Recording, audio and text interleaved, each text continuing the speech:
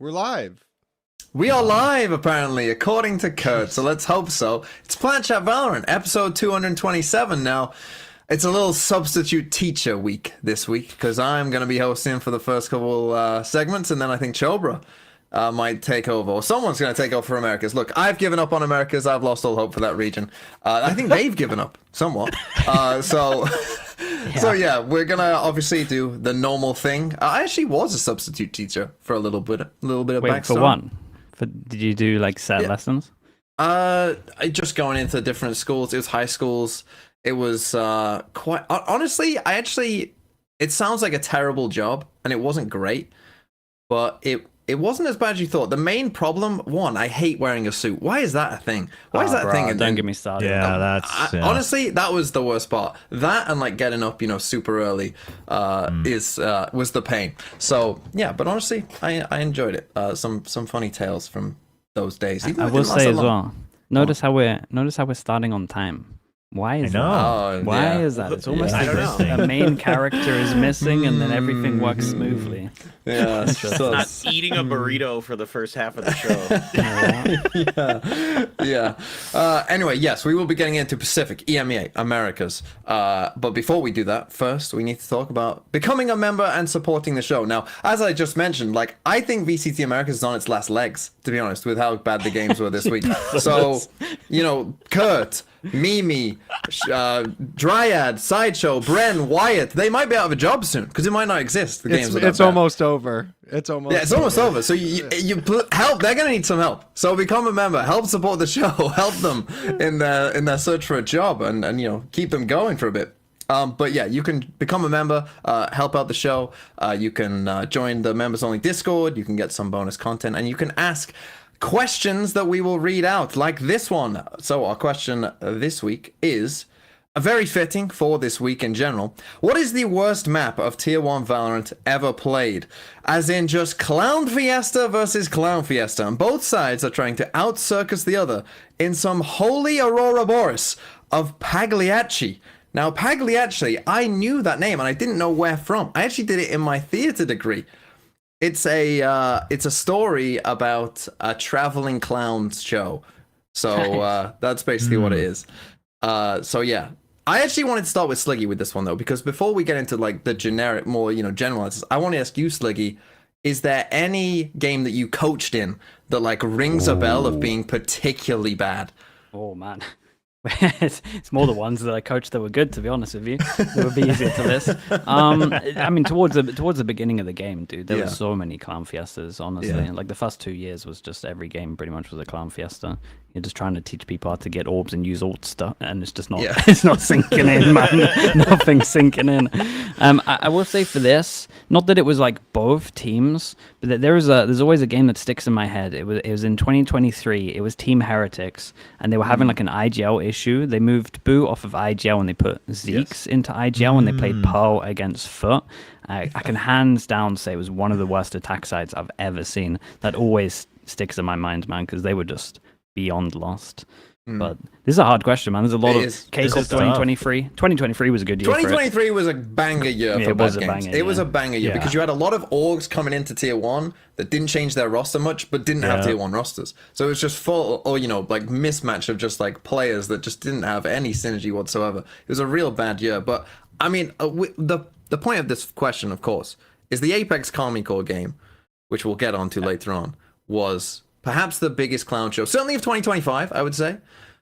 Maybe even going back a bit further as well. But I think 2023, it was a prime. Another one I'm thinking of is the KC Heretics game, which was prime clown show as well. Yeah.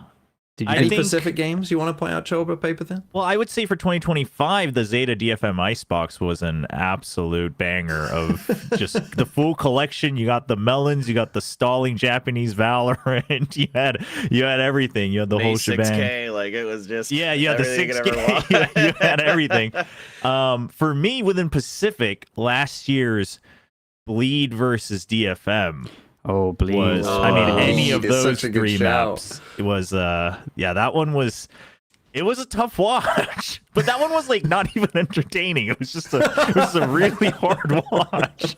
So I don't know if I feel good about mentioning that one. I think for me, the one I always go back to is the Talon triple duelist on Split.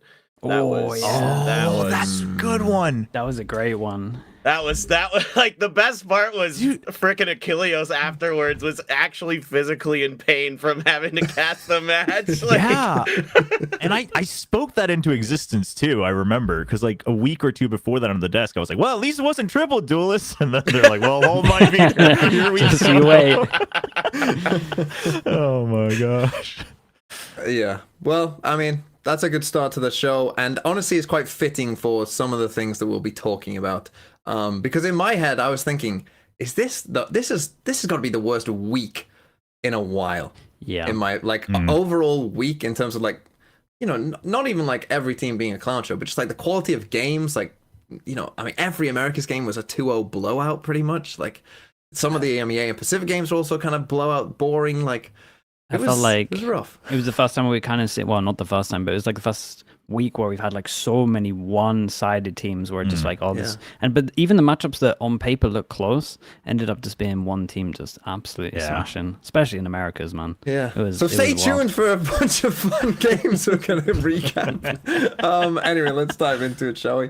Let's start with a game that ended 2-1. It wasn't a complete stomp, but had some maps in it that were complete stomps. Very, very strange series, you might say here. Gen.G beating Global Esports. Starts off with Global absolutely pounding Gen.G on Icebox. Like, just like again, if you would have thought this was like, you know, peak Gen.G against worst Global, that's what it looked like. The teams around, it was it was like just an absolute stomp. I mean, the one round, by the way, that they won in that first half was a texture 5k. It wasn't quite killing everyone because there was a res, but it was a texture ace essentially.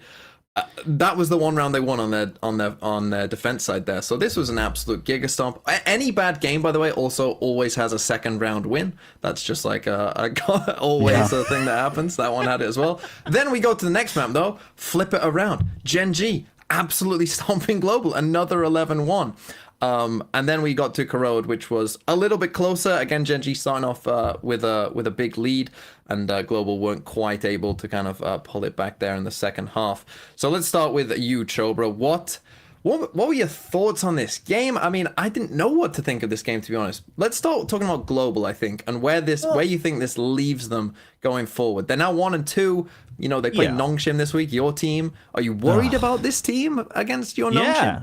I think so, actually. I mean, both because I think this match proves that the potential is there. Like, the things they prepped and feel comfortable about, they're very good at. They definitely have some aimers and fraggers. And I really liked the fact that what I really liked about their Icebox was that it was a good pick, I think, against Gen.G, who, you know, has had decent records on it historically, but they've never really favored that map. It was always kind of a 50-50 coin toss. And they come in, they've picked up Ban, who has already played ISO several times. So shout out to Frost for prepping him for this match, I guess, against Gen.G. So he's played that agent specifically, and then they put Yudotan as well. So they have really good synergy in like them being able to basically bait and switch. So I thought it was really good, but obviously, you know, the things that they weren't prepped for or the things that the opponent was good at was pretty shaky. But watching that, I'm just like, okay, when they're good, they're really good, and they have potential. And I think the coaching staff really shining through, being able to like identify the power points of each player, basically. Yeah, I can get on board with that. Dude, Icebox was pretty impressive from GE. It was just like really good spacing. They were like out fragging a lot. I thought we were going to have a hype game because it was like Yeoman against the team that kind of kicked him. And then I think he had like 2 1v2s, and I was like, oh man, he's really feeling this. This should be awesome. But Gen.G kind of remind me a little bit of like Apeks at the moment, where they always have like one really prepped map, and you're just like, oh, this should be awesome. And then they just kind of fizzle out a little bit. So it kind of reminded me of that. But dude, Gen.G look nice, and it's just a good meta for Gen.G at the moment, man. They're so Viper pilled, and they got really good Viper stuff. Like Munchkin just looks comfy. He owns Haven. He absolutely just owns that map. I think he's been the MVP for Gen.G like on that map every time. I mean, I have to say, I found it hilarious that when asked, Munchkin was like, "Well, I think Viper's a really good Asian right now, and everyone should play Viper if you want to rank." I was like, "Well, of course you would say that. Like, that's the only Asian you're playing." But I personally, I don't know how everyone else feels about this. I feel very strongly about Gen.G's Haven. I don't like it actually, but I mean, they keep winning on it. I don't like it because I think they choose not ideal or the best choices for setups on defense, like their Viper wall, because of Foxy9, to cater to Foxy9, and Foxy9 gets away with it. Now, to their credit, Foxy9 has changed his position like several times over the course of the year now. He doesn't only do the one and done in the Poison Clown thing anymore on C main. So, like, they have evolved, but I mean, like, the Gen.G we know, like, definitely can do more setups, but I think they basically hamper themselves because they're like, we need Foxy9 to succeed, otherwise, like, he needs his confidence, etc. And the fact that they don't get punished enough for it, and RQ is like the only one who consistently punishes them in Pacific, I think is actually a bit criminal. I don't know. I think Foxy9 has played pretty well for the most part. I think he does a pretty good job of reading if he needs to, play for trades or just fall back and, wait for the retake and things like that. I mean, he definitely has some moments that leave you scratching your head.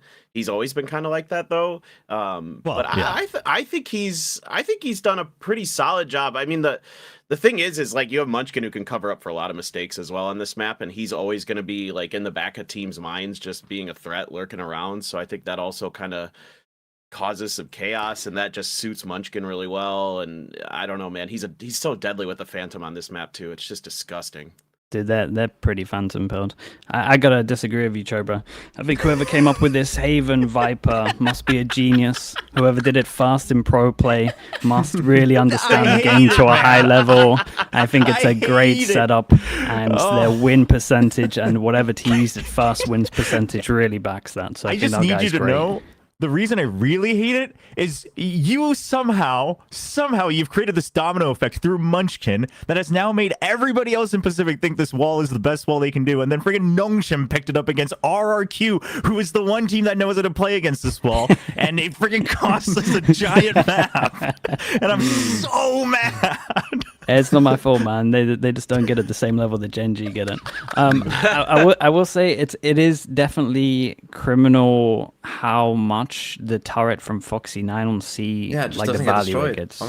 It's every. I mean, how are you not? Yeah. But I want to say every other game. The door. It's every game. I just don't get it. Yeah. No one see defaults. That is true.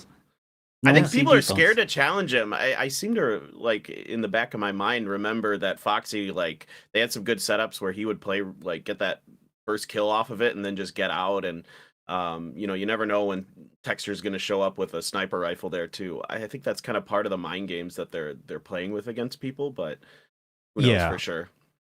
Basically, that's my point. It's not so much that I think like Gen.G's Haven itself is bad and should always lose. I just feel that they get away with a lot because they also have amazing players who can clutch up, etc. So then teams get scared and they don't actually challenge the potential weak points to like diversify the play, and then it just happens again and again and again.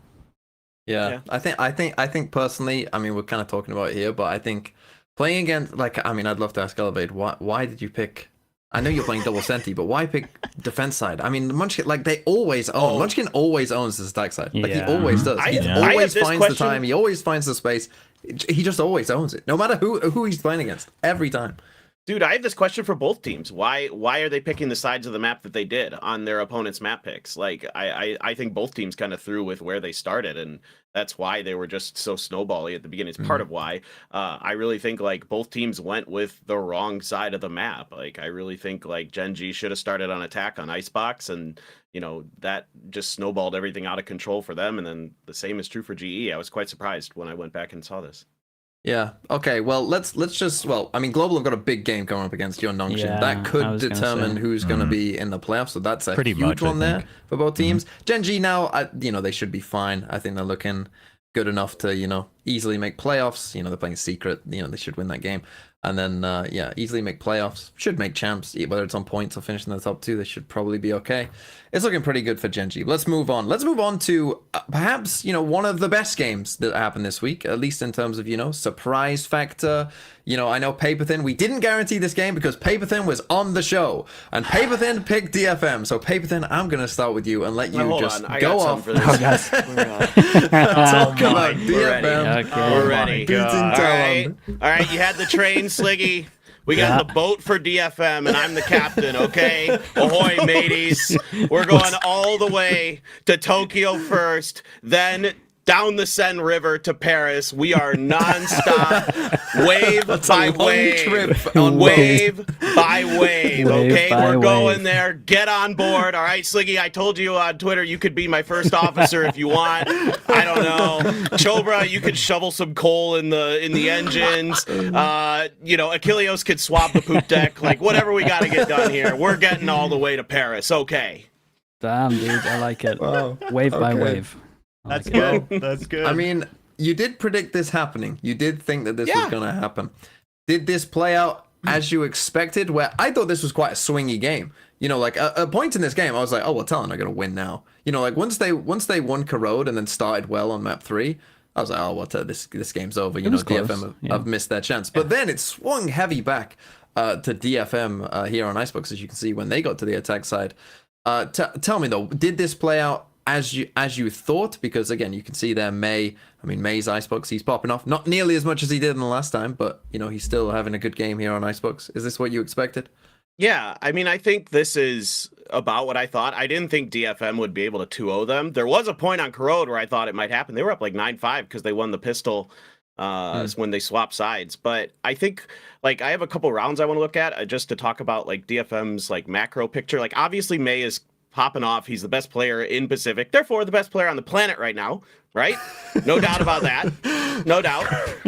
So I'm happy about that. But I do have a couple rounds here that I want to talk about just from like a macro perspective. This is just like a really simple, good read. They knew that there was going to be an operator here, and they have a great set play with the 2 ultimates, with the overdrive and with the Hunter's Fury to flush this out. So this is a really clean execute. You can see May breaks the angle, and he gets the read, and that's immediately pop on the Hunter's Fury. He finds another player. He's able to lock that up for Cess, and this is just like, boom, basically round over. They pop the pit at the end of this too, but this is just really clean stuff in terms of just, there was no timeout before this or anything like that. They just had the read. They knew exactly what Talon was going to be doing in this round, and they had a set play to deal with it. So stuff like this that I think really showcases that they're improving. Bringing Cess in as the IGL, he's shown to me that he just has a better grasp of the overall picture of the game and the teams and how to make adjustments and get good reads. I think I had another round in there, and now I'm trying to remember what it was, but what the hell was this round? I don't remember. Let's find out. I put it in here. Yeah, let's find out.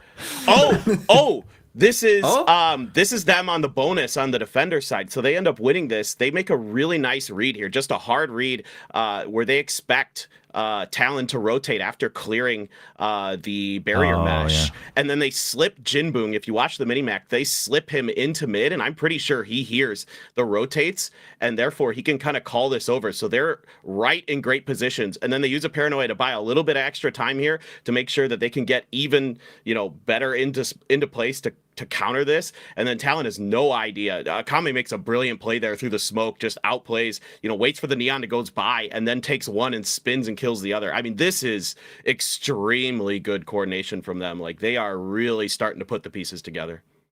I think as well, like when I watched them, especially if we're kind of looking at Icebox, they had a pretty good plan against the Sage. Like, they were always making sure they were like fighting heavy. When Primi was going for like wall plants, they were actually like punishing him or like breaking the wall so you can actually get that plant off. So I was like impressed with how they were approaching a lot of the maps. And I feel like it's been a thing with Japanese teams in general where they struggle with firepower. I think that's like a big conversation we normally have. We'll get to that.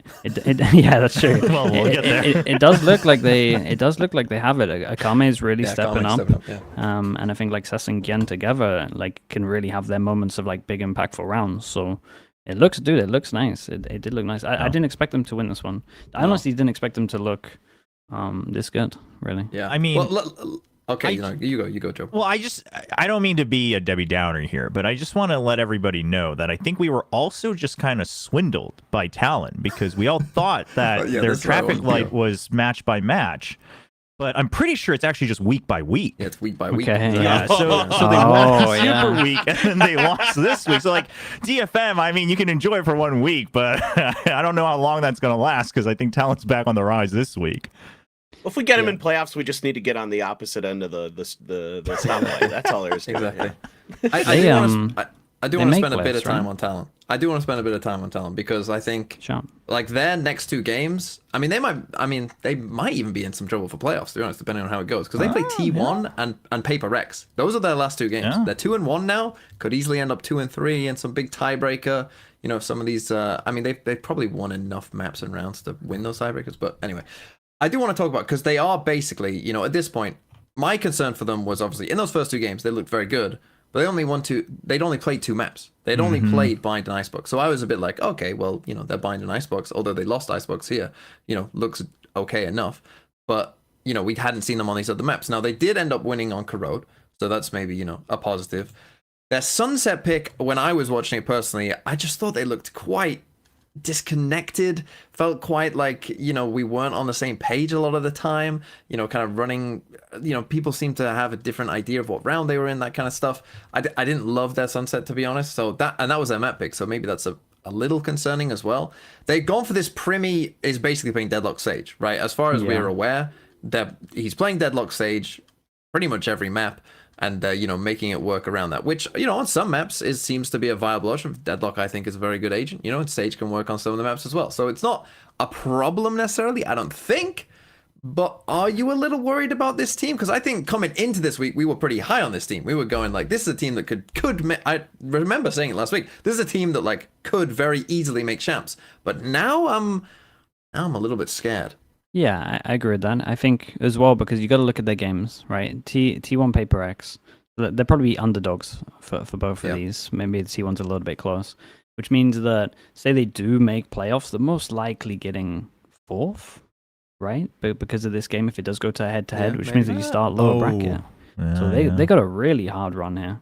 And I think I watched a bit of the Spike talk where Frost was like, got to get that first seed, man. Got to make it as easy as possible. This is as far away as you can get from making playoffs, being in that lower bracket straight away. And so it does worry me a little bit. It's hard when you have someone as good as Primi to not feel like Double Duelist would suit them well. But I don't think Primi's playing his role bad. To be honest, like it's not him. So I don't know. When I watch TALON, sometimes the inconsistency, especially when it comes to like aim duels, is really odd to me. Sometimes I watch them and they just absolutely fry, and then sometimes they're just like not feeling it and they just lose in duels that I think they would normally win. I don't want to sound too much like Autumn, but it does feel like a lot of the times they could just like actually just hit their shots and win a fair amount of rounds. So I don't know. I kind of look at their game plan sometimes and I think that's like fine. Like I think they do good stuff. Yeah, I think this was kind of a weird week for whatever reason. I think the biggest thing that I noticed when I was kind of pouring through some of the stats and stuff was that Primi got absolutely destroyed by May.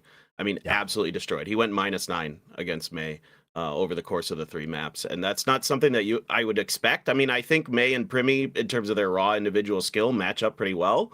But May is just on one this stage. I mean, he is playing some of the best, Valorant that I've ever seen. And he is carrying this team sometimes. I mean, he's destroying on Icebox with Jet. His Neon's starting to look better, but I think I'm not super concerned as long as Primi kind of goes back to being himself. Then I think the rest of the team's pretty well situated. I think they have some pretty good reads. I think they use that Deadlock and Sage util pretty well usually, but they just need to kind of get their heads back on straight. This was the game where there was a couple, like Icebox was the game where there was a couple of rounds where they were like pretty low on time, right? So it was like the plant wasn't always convincing on attack, and they kind of struggled a little bit. Yeah, and they could maybe benefit from some faster calls. I remember just feeling sorry for Primi on attack on Icebox. It was that old sacrificial Sage. Old Sage when like the team didn't fully understand it and they don't fight behind it properly, where it's just like, yeah, you go plant, mate. We'll win the after plant. We'll and sit it's like, back here. He's just dead planting. And I think he's too good to play like that for the rest of the team. Yeah. And for those of you wondering, for Talon, and for really every Pacific team that isn't in that like top 5 of Gen.G, PaperX, DRX, RRQ, and T1, like they have to finish in the top 2. There's just too many teams to overcome. You're not gonna finish in the like points. Like the points, you're not gonna make it. So for teams like Talon, teams like DFM, you know, if we're going on that ship, it's gonna have to be top 2 basically. Top 2. Yeah, it has basically to be. has to be. Which is crazy because that means you have to at one point be a paid PaperX or a Gen.G. Yeah. Or maybe both, depending on your route. Yeah. Just got to catch them on the right week. Yep. Yeah. And then you're good to go. Yeah. It's okay, wave by wave. We got Yeah. Okay. Paperthin's still there. He's still believing. But we'll move on to another Japanese team which maybe doesn't have nearly as much hope or faith with it. Jobra, T1 played against Zeta, and you were there. You were there in like a red suit or something. They look great. Yeah, you were. Yeah, apparently it looked great on screen. You look good. Which is thankful. Yeah, You thought you were going out there nervous, being like, "Oh, this isn't me." No, that jacket is terrible in person. Oh, really? It's super low quality, and the color is, it's not good. Well, we couldn't The camera tell. worked its magic. Yeah, I so. thought you looked really good. Yeah. Tell me, Joe, though, what vibe did you get from being there at the arena? Yeah, so before we talk about the actual match, I just wanted to take a quick chance to talk about Homeground. And I think a lot of us who have seen events like this, like for instance, even like KC during the off season, right? The event at their own arena, things like that. We see that, oh yeah, like this is good. Like this is good. But I think while it's true, not every team can afford this, and obviously in Pacific it's tougher because you have to like fly overseas, like if Zeta wanted to do it themselves or whatnot. But I think this really should be the end goal because it truly felt like it was a sporting event, right? Like when they won and they came down and they're like cheering and all the fans are clamoring to get their fist bump. And then like I see Zeta just walking out, not making eye contact with anybody because literally nobody there is now caring about them, right? They're just kind of forgotten. But I think that also means a lot for the players as well. But also, this is how you try to monetize a brand and a fan base, is you not just ticket sales. Like ticket sales, I mean, probably you're breaking even given the rental and whatnot, but that way you get them now committed and they're buying stuff there. They have a special fan meet afterwards where they're singing like karaoke and doing, quizzes and giveaways and whatnot. And all that stuff where you now are able to really mobilize the entire fan base to really become dedicated. And I felt that actually, like being there instead of just watching it from home. I know the cameras and the lighting definitely didn't do any favors to the seating arrangement and the half emptiness of the arena. It was basically exactly 50% full. So the parts where the cameras were actually stationed was completely full during the actual match, and then the opposite side was completely empty. So for Valorant, at least for League, it was basically full. But so that's a shame. I talked to the T1 guys a little bit, and they were like, yeah, I mean, we're just getting started with Valorant, so we just wanted to include it to help it kind of have a foothold and get started. But I think this, because everyone always talks about, like, how do teams make money? How do orgs make money in esports? How do you survive? Like, how do you build a brand, etc.? But if you can't do this, like all the, local watch parties, right, at whether it's bars or whatever, like Zeta, right, Zeta Guy was here apparently. I mean, I didn't know ahead of time, but like, then he flies out to watch you at T1 Homeground get crushed by T1. But that all, I think that is how you eventually build a brand that you can then monetize. So I just wanted to talk about that a little bit of like, this means a lot. Also, those tickets were expensive. I mean, granted, it's alongside 3-day, League. right? Huh? Were they not for 3 days though, right? Well, there were 3-day packages, and then there were single-day packages. But single-day packages for like the non-T1 seating, like the worst seating, in USD would come out to like $45, and then the most expensive seating would come out to like $120. And then you have the 3-day packages, and then you can buy the special package for like a tour and whatnot. And like, I mean, that's expensive, but if you can mobilize a fan base that's willing to buy that, and sell out more than 60-70%, like that's a lot.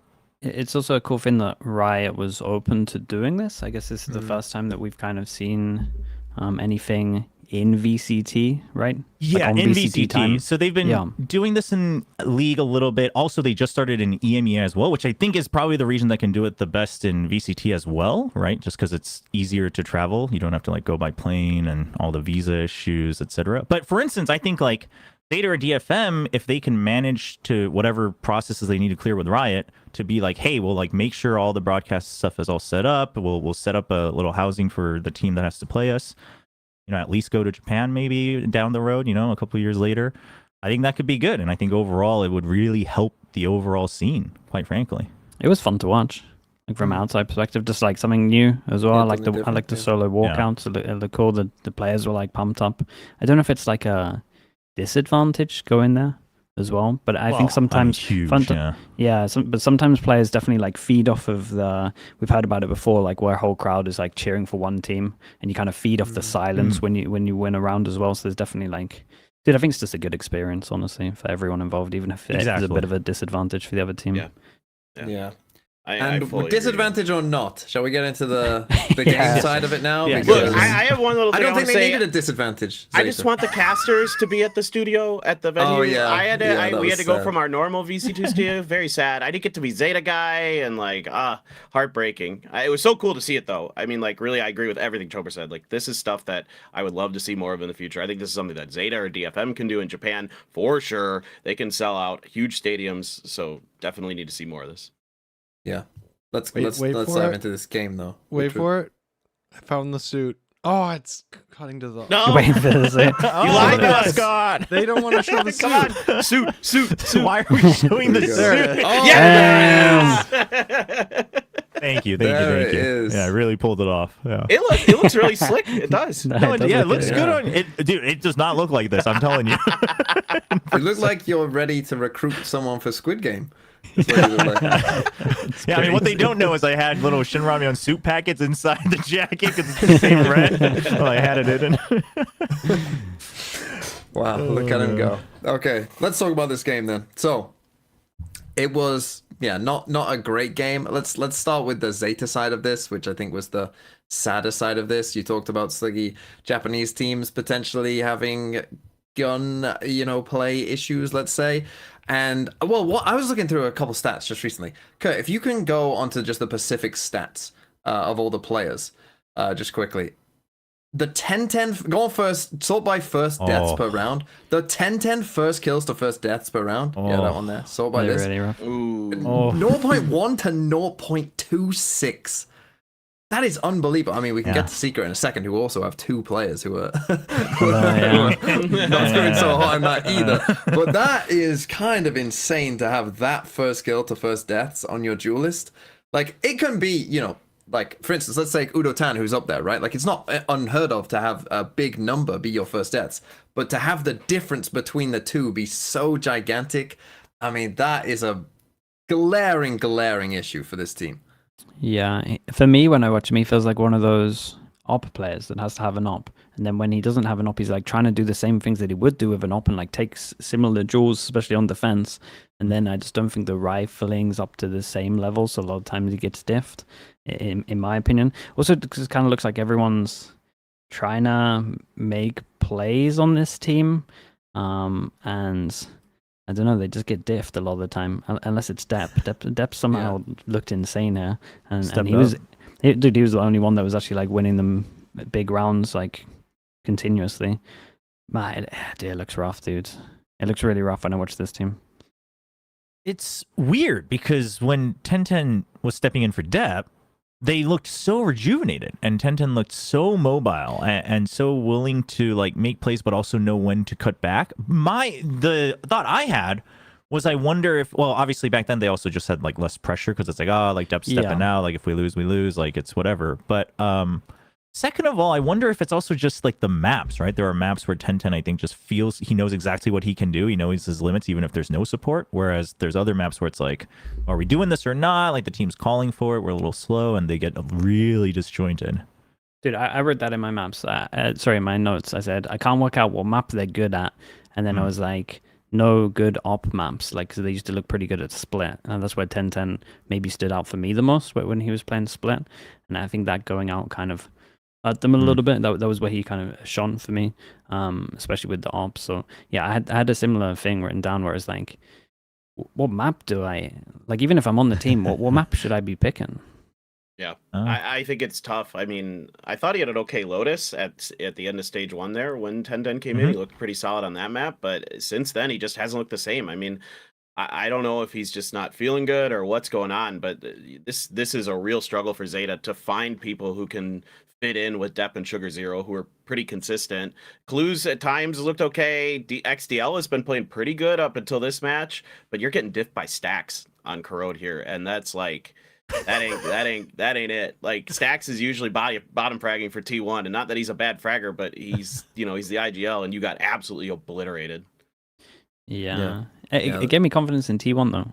Like I did look at a lot of the stuff T1 was doing, and I was like, this looks a lot better from what we're seeing, especially if we're just isolating DH. Yeah. Very. Yeah, he looked good. I don't want to say this word, but he does look like a confident player. He really does. Like with the plays that he's making, he does actually look confident. He had a lot of multi kills. He had a lot of like impact kills. Yeah. Also, like a lot of people, I think, will talk about Meteor on Astra on that map. Meteor fries on Astra on that map. He's always finding insane. Like he always picks the right time every single round. His lurks are insane, dude. Like the way that he uses his smokes and then his opponent's smokes against them is absolutely crazy. They had that one lurk up mid that he got into B Link, and I was like, how did you just? He had like 19 HP, absolute thievery. Like he got tagged up, and he's just like, I don't think they're going to expect me to do this, so I'm going to do it, and he just breaks the round open. Dude, I love watching when he's not on Sentinel at the moment. He's kind of doing like what Alpha wanted to do, move away from Sentinel and then just fry on other roles. But essentially Alpha maybe only looks like super comfy on Chamber, to be honest. And then when he's on ISO, it kind of looks good sometimes. But when I watch Meteor, at least on this team with Sentinel, I've spoken about this a fair amount of times, I don't feel convinced. But then as soon as he's on a different Aegis, whether it's like a duelist or, again, in this case, the Astra, it looks so nice. Just him having freedom, I think, is like really big. Yeah. I mean, that's what he kind of talked about in the interview as well, right? Like, yeah, they tried the Cypher, but he just didn't have time to like get to the positions he wanted. And then you think about how he likes to play. It's a global agent that can use their utility whenever they need, but you can also use it for yourself because you still have DH, who is another smoke on your team. So like, you don't always have to save your smokes and just wait for comms. So gives him, I think they really are leaning into like, how do we prioritize which players to go down the list of like strength and what they're good at. And then DH, I mean, yeah, you joked about it a little bit, but I mean, sure, it's T1 Homeground, but still to be able to play on a stage like that big with the roar and whatnot, and then just thrive off of it, I think that's a big experience booster for him moving forward. It's a great sign. Like, it's a really good sign. And I think I'm not... Like, I wouldn't run the comp that they're running on Corrode, but it seems like everyone... Like, if Meteor's confident to go for plays on Astra, it's going to work. And as long as Buzz is confident on the Chamber, it's going to work. If you're on solo Chamber at the moment, it's basically up to the Chamber to frag out. And dude, he's doing that. He's winning a lot of, like, important duels as well. So I think this... as long as they're all confident in their roles, I think this comp pretty much works long-term. And people are going to struggle to play against it because you don't really get to prac against similar stuff. No one else is using this. Yeah. One question about T1. Percentage that they make champs. How are we feeling? High. I think high. Very high? Yeah. Are you saying like 90%? 80%? Whoa, okay, that's quite high. That's too high? But they could make on points as well. They are ball is law, but in a different situation, 70%. Yeah, I like a little 70 because they have to just not mess up basically with their points, right? Well, you know, I was just looking at the points. It's almost funny because I think T1, unless they get to the finals themselves, it's almost beneficial for them for one of the like underdogs to get to the finals. And then they get like third or fourth, right? Because if like Gen.G or DRX get third and fourth, and then, you know, someone like RRQ and PaperX get first and second, then they actually get pushed down in the points. So it's hard. They're just so close together, but they look like they're on the recovery track. Yeah. We definitely do. Speaking of a team that's on the recovery track, to the annoyance of Chobra, was RRQ, who seemed to get their stuff together and managed to beat Nongshim. Now, Chobra, I want to let's start with your Nongshim here. And the first thing I want to ask you is, we're going to start with Nongshim. The first thing I want to ask you is, why the absolute fuck is this team? They play basically the same comp on every fucking map, okay? This Viper, Neon, you know, one Senti. They play that every fucking map. Tell me, why are you fucking banning Sunset then, which is a map where you can play that comp, and you're playing Icebox, a map where you can't play that kind of comp, and you're shit at Icebox? So, I don't have a good answer. I don't have a good. I actually literally was thinking about this myself. I was running through all the different multiverses of why you would do this, and kind of knowing what the coach's preferences are and kind of what they are working towards right now. And there's like 1 or 2 possibilities, and I'm like, okay, I mean, I kind of see it, but I mean, I won't know until the end of the season, quite frankly, because I have to see what the drafts are like in the other teams. I don't know any other like specialty information, if that's what you're hinting at. But since you gave me the floor, for the first time, I truly understood why all the Reddit fans of teams get actually mad at their team. I like actually got it. I get it. Now just to be clear, I'm not actually mad at them, since I obviously work with them and I like the guys and I support them and I know what they're working on, right? Like, I know what they're going through and whatnot. So like, I'm not angry at them, but I am pretty upset and frustrated because I think this is the first match this whole year where straight up by the end of the match I was like, we're straight up just the worst team. Like, at least in the maps that we played. We just were. Other matches, I'm not even kidding. Other matches, there was like, 1 or 2 clutches off. Meteor just didn't wake up in time on Icebox. We might have been able to, clinch that win against T1. Like, DRX, oh man, just 1 or 2. The macro was worse, but we were fragging. And then this match, I'm like, no, Jemkin's freaking dropping a plus 30, right? Crazy guys out calling you after timeouts time and time again. The draft sure was also questionable, but assuming that doesn't change, it's just like we no matter what happened, I don't think we would have won that match, and that's the first time I felt that way about this roster and the team. And it's frustrating because also in the grand scheme of things, it's understandable, right? I mean, this is kind of just supposed to be the normal route for Ascension teams, right? RQ like won stage 1, like they're supposed to be one of the strongest teams. Okay, like it's a 2-1, it's not supposed to be bad, but it's also like, you were one of the more hopeful, so where are we at? Like, I get it, RB joins, the whole fact that they're running the same comps on like every map, I kind of see where you're coming from. You're just trying to train the habits and the patterns and whatnot, and that's all good. I know that the coaching staff is trying to look long term and trying to make sure that like we're actually improving the team and players, and that's all great. Can I stop you right there? They don't have time to look long term. What if they don't fucking make it? What if they get relegated? I have spoken to the team. Won't be. They just no. They don't actually. But I know the coaching staff is straight up.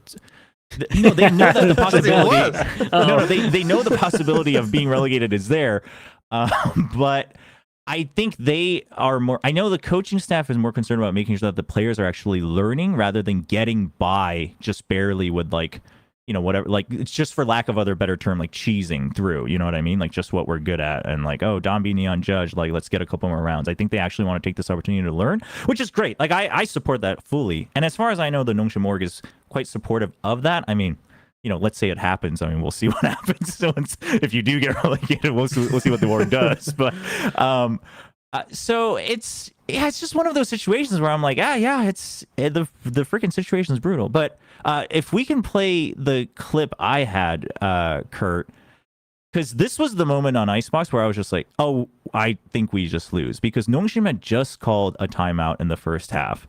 They had just saved over the op on Domby. And traditionally before that, they had always just had the same exact setups. And so this time, they're like, okay, the previous round, they just pushed through our smoke. So what we're going to do is we're going to start spamming through with the guns that we saved through this harbor wall, which, by the way, I don't like this harbor wall. But anyway, we're going to start spamming through this to scare them away. Why? Because Domby's over on A. We're going to feed them into Domby because he's getting a couple frags, and we're going to be able to do it. And normally, the other teams might go and throw util on A and whatnot. And immediately, Crazy Guy's just like, oh, you guys saved 3 weapons, an op and 2 rifles. You're shooting the 2 rifles through the smoke to scare us away. We're not going to take that risk because that's where you're strong. You have multiple people stacked on B. The op's clearly not there because that's not spamming through. So what we're going to do is we're actually just going to straight up see if you push out anywhere else. And if we don't hear anything, we're actually just going to punish Dombi for being alone because you want us to go to A. And they choose to go mid to A, which is, I mean, generally this is a bit of a cheese gamble, right? In a lot of situations. And yes, Dombi whiffs the knives, but even if he gets the kill here, he has to pull off a miraculous, like, 1v4, 1v5 to survive. And as soon as Crazy Guy called that, I was like, oh, we just lose. I mean, like, he's just out calling the timeout. He knows exactly where RQ's going, or not RQ. He knows exactly where Nongshim's going, and we're just too simple. Like, we're just on a different level from RQ, and RQ has recovered. It's a great read from RQ though, and great read, dude. The balls to call a split with the success rate that it has against an eco is also kind of crazy. So that like shows how confident he was in it. It kind of leads a little bit into some of the stuff I wanted to talk about with RRQ, which is, dude, their bounce back is like really nice. They've had a very similar year where it was like kickoff, not the greatest read on the meta, and then they got to watch other teams and they're just like, this is how we play this map, let's copy this, let's do everything, like all the good stuff from all these teams, let's put it together. Then they had like little rough patch in Toronto, a little rough patch after that, and then now they're kind of bouncing back. I looked at these 3 maps and I was like, yeah, I'm pretty sure I would actually play all 3 of these comps on these maps. Like, I think they've got it down. They're very good at looking at other teams and going, this is strong right now, and just being able to play it to a high level within a short amount of time, and that's good. They needed a strong bounce back. And I mean, this was it. This was it for me. Yeah. It's basically everything was good. Like you say, like everything seems to be going back to what it was. You know, Jemkin is popping off again. Yeah. You know, like you say, our calling is good. Monyet's having like maybe even playing better than he was during stage 1. He's better than he was by far. Absolutely. And I think I've always said that for me, the biggest question mark was always still Monyet, like even coming into 2025, just because of consistency and like whether he can make the right decision on his own. There was some moments on Icebox where he was doing a bit of trolling. There were a few. But generally, he's like, if he's off on his own, he's making the right decision. He knows his limits now. And I think him leveling up has now enabled Jemkin also to like continue to do his thing even more. And so I agree. I think RQ seems... I mean, I thought it was going to take them longer. I thought they would get back into form for sure, but I thought it would be like week 3 or 4. Dude, I was so sure they were like in a lot of trouble. Yeah, I was saying on stream, I was like, I'm worried for them, and then they just see this here, and I'm like, damn, I liked all 3 of these maps. Like this looked nice. Even the map they lost is Corrode, right? I was they still outfragged. They outfragged Nongshim on that. No, map. they played very well. Nongshim and the comp's was good. It made a lot of sense with the Vice stall either side of like on the site, fight heavy middle. It just looked like a bit of a time diff of maybe not playing enough on the map to fully get it. There were a couple rounds that Ivy just straight up diffed him with the deadlock util. Yes, like he just read what they were going to do and had the sonic sensors in a place where he could play anti-neon and slow down the executes. Like he had it against an overdrive that I think Jemkin was trying to pop on Corrode, and I was like, this is fucking genius. I was so impressed with Ivy's deadlock util on Corrode, dude.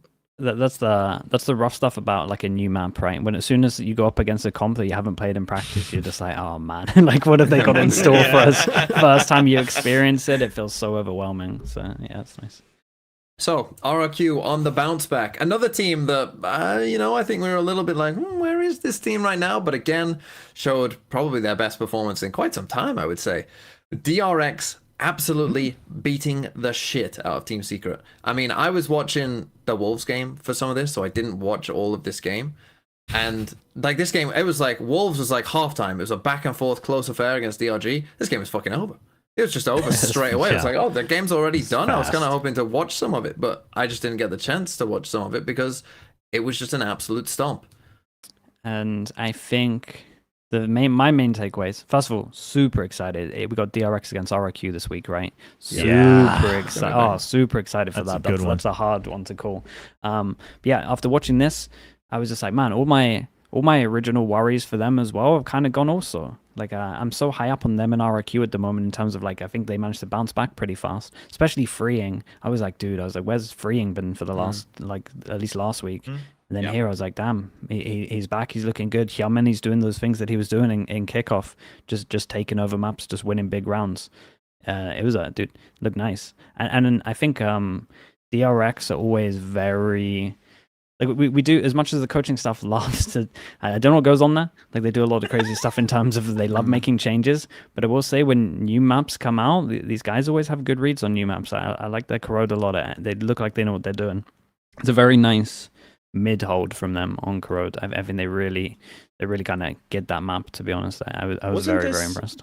Didn't they like kind of suck on it? Am I misremembering that? Yeah, that was the week before, right? They changed comps. Yeah, they changed comps, and now they've because like I was thinking, I remember saying this. I'm like, God, they used to be so good at Abyss because they were so good at taking mid control. Like I thought Corrode would be a map where they could just not exactly the same, obviously, but kind of do similar stuff to figure it out. So that's good to see that they're doing that. I mean, I think it's just eventually you get a little bit of time with this coaching staff, and they're going to start getting really good results out of players. I mean, this has always been their MO, right? Like, I don't care what people on Reddit say. Like, Termi is a very good coach, and I can't believe we're back into the Termi's a bad coach arc. Like, the guy has had to deal with a bunch of crazy shit this year. So, like, hold on. Yes. Don't worry. They get a week and look what happens. They look great again. I think that's the issue. We never know, like we never fully know if it's like his decision, if it's other stuff. So it's like it all kind of merges into one. I had a question. Estrella's still calling for this team, right? Or yes, not? should be. Yeah, should be. Yeah, dude, I was impressed with Estrella, especially on this map. I thought it was some of the best fade util I've seen. Like their whole mid hold was like smoke goes up and then they'll throw like an eye, even if it's on the floor. So if anyone disrespects the smoke, it insta scans them so they can spam off the spammable wall over towards middle. I think that's one of the way most teams will handle middle because fade's really good. And then on attack, dude, I feel like every round when they were hitting over towards sites, the fade util was scanning someone. I was super impressed by just Estrella, just purely on this map. I thought his util was like top tier. And he wasn't calling slow, which he normally does. Like, they were pretty pacey. They were very active, and they understood the map was very big. So DRX also, like you said, alongside RQ, seems to be finding their footing a little bit. Dude, I'm so excited for that game. I mean, this region is going to be... Because, like, I mean, again, we've talked about some of the other teams. You know, maybe there's some hope for them. You know, you're thinking DFM are going to manage to do this paper thin. But, like, that top 5 of PaperX, Gen.G, RQ, DRX, T1... Like, after this week, we're feeling good about all of them. We're feeling like, oh, all those teams are good. Well, one of them isn't going to champs, guaranteed, because there's only 4 spots. And there's fuck. Maybe we should. Honestly, can we ask Riot to pivot? Can we get rid of Americas? Can Americas go to 3 and get an extra Pacific in? Honestly, that's crazy. Dude, no, oh my gosh, that's a throwback to America. America's Let's always do what being we like, did in EMEA when the FNATIC were winning those tournaments and got 5 get spots. A +1, Let's get a +1 in there because all these teams right now are kind of peaking. But yeah, there should be some good games going on. Speaking of one of those teams that is continuing to fry and is now the only undefeated team in Pacific, that's PaperX. And again, that first game was such a fucking stomp. And then this game, I mean, it wasn't as much of a stomp, but it was a clean-ish 2-0. There was a particular round that was quite funny. That maybe wasn't so clean, but yeah, I missed some of this as well because again, the Wolves game was a close back and forth, and these Pacific games were just over. And particularly PaperX versus Boom, obviously there was a lot of running down, you know, a lot of fast running down kind of rounds. So again, I missed some of this. So talk me through. I saw Lotus, and I saw what happened on Lotus. Talk me through Bind though. What? I didn't catch the map. What happened on Bind? But look, man, I mean, they didn't win a pistol 113-8. That's a bit of a stomp. That's the most PaperX. That's the most PaperX thing ever.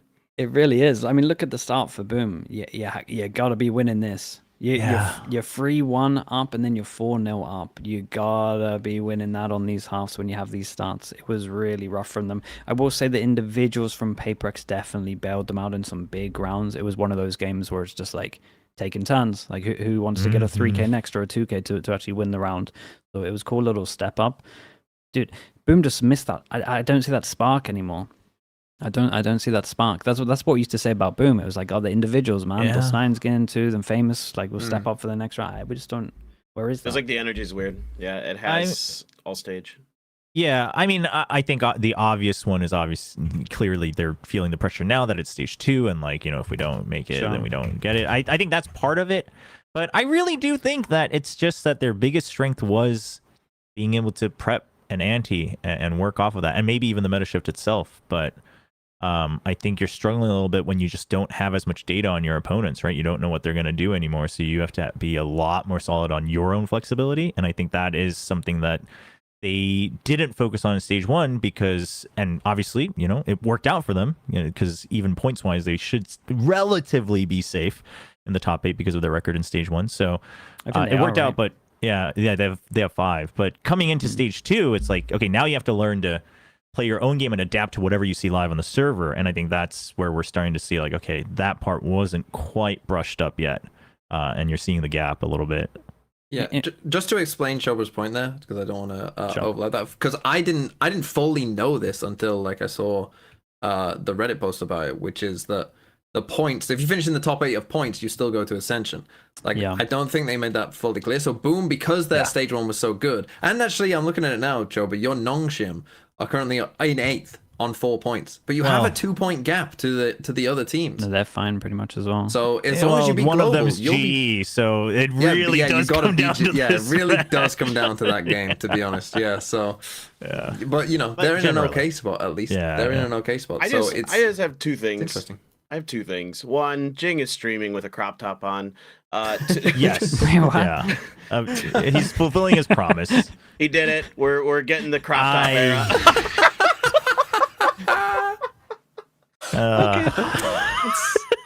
The other thing I want to say is I've been so impressed this year with Something's Yoru, just the step ups that he's making, the way that he's playing it, and he continues to pilot it really, really well. Like, especially on Lotus, like he's going out there, he's getting info for the team, like he's playing Yoru like an initiator, obviously of the flashes, but he's also like kind of moving around the map, like playing as like a sentinel almost at times, where he's just going over towards the doors at A and getting info for you and like listening to what the other team's doing, like stuff like this that has really expanded his game. Not only is he fragging out now too on the Yoru, but he's got like really solid macro ideas that are feeding the information over to the rest of the team so that they can make good decisions. Oh, and Forsaken added another agent to his checklist because he played Brim.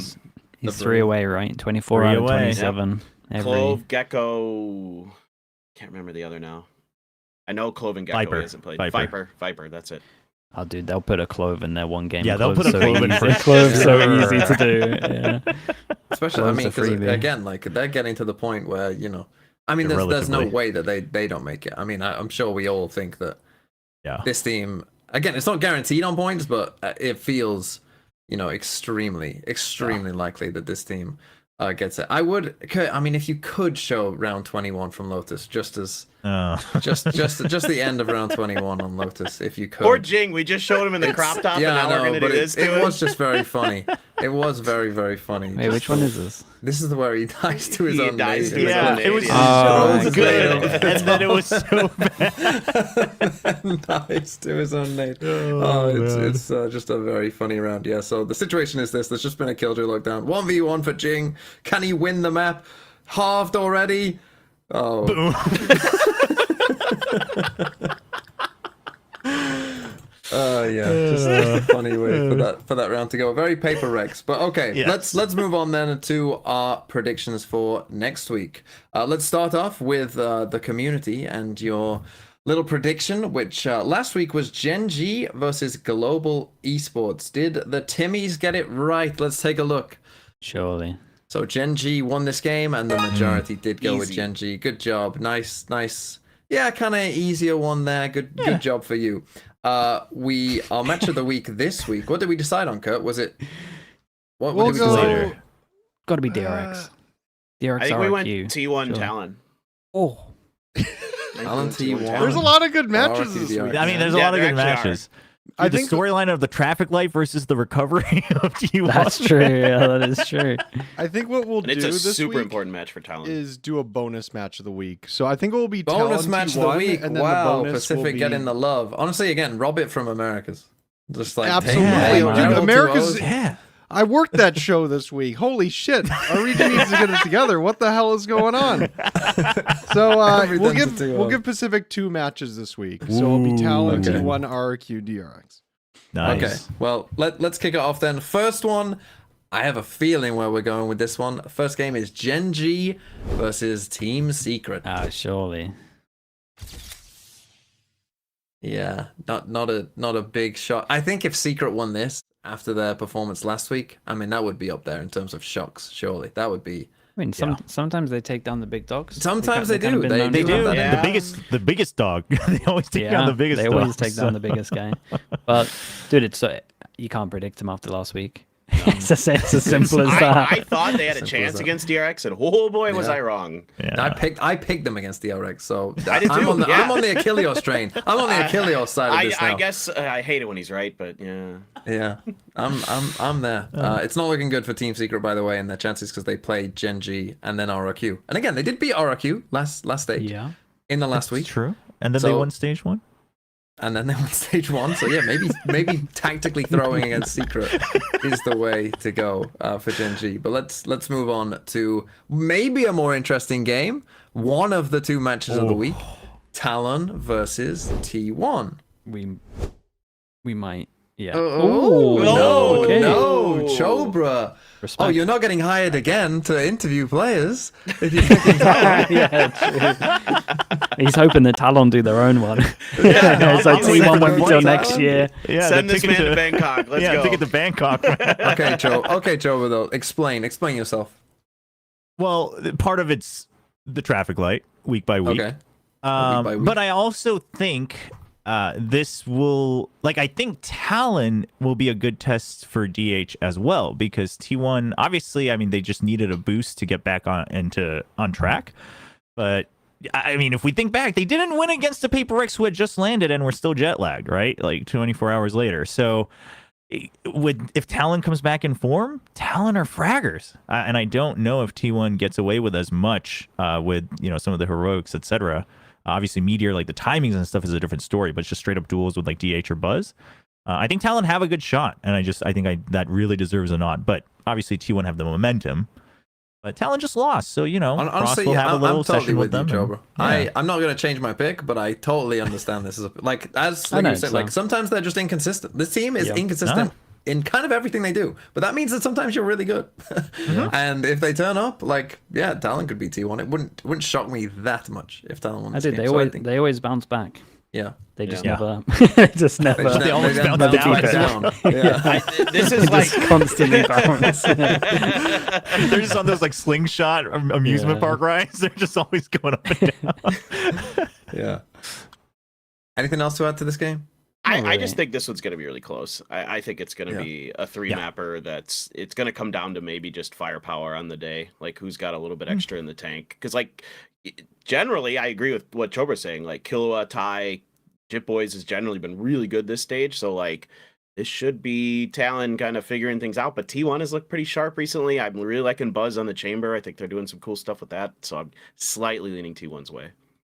Okay, let's move on to another game. There is, again, for both teams, DFM win this game, they're in playoffs. Boom, they need the win. They need to win this game. This is a big game for both teams. Let's see where we've gone. Boom, DFM. Surely on this as well. Damn, No. really? No. Really? Talk to us. Why? Talk to you why. I agree that DFM are favorites for this game. I agree. Don't get me wrong. Don't get me wrong. It's a I'm big with you pause, there. yeah. They are definite favorites for this game. I don't trust them though. I think DFM have got a bit of talent. They're like an inverse talent, I would say. Sometimes they show up big time, and sometimes they play horrifically.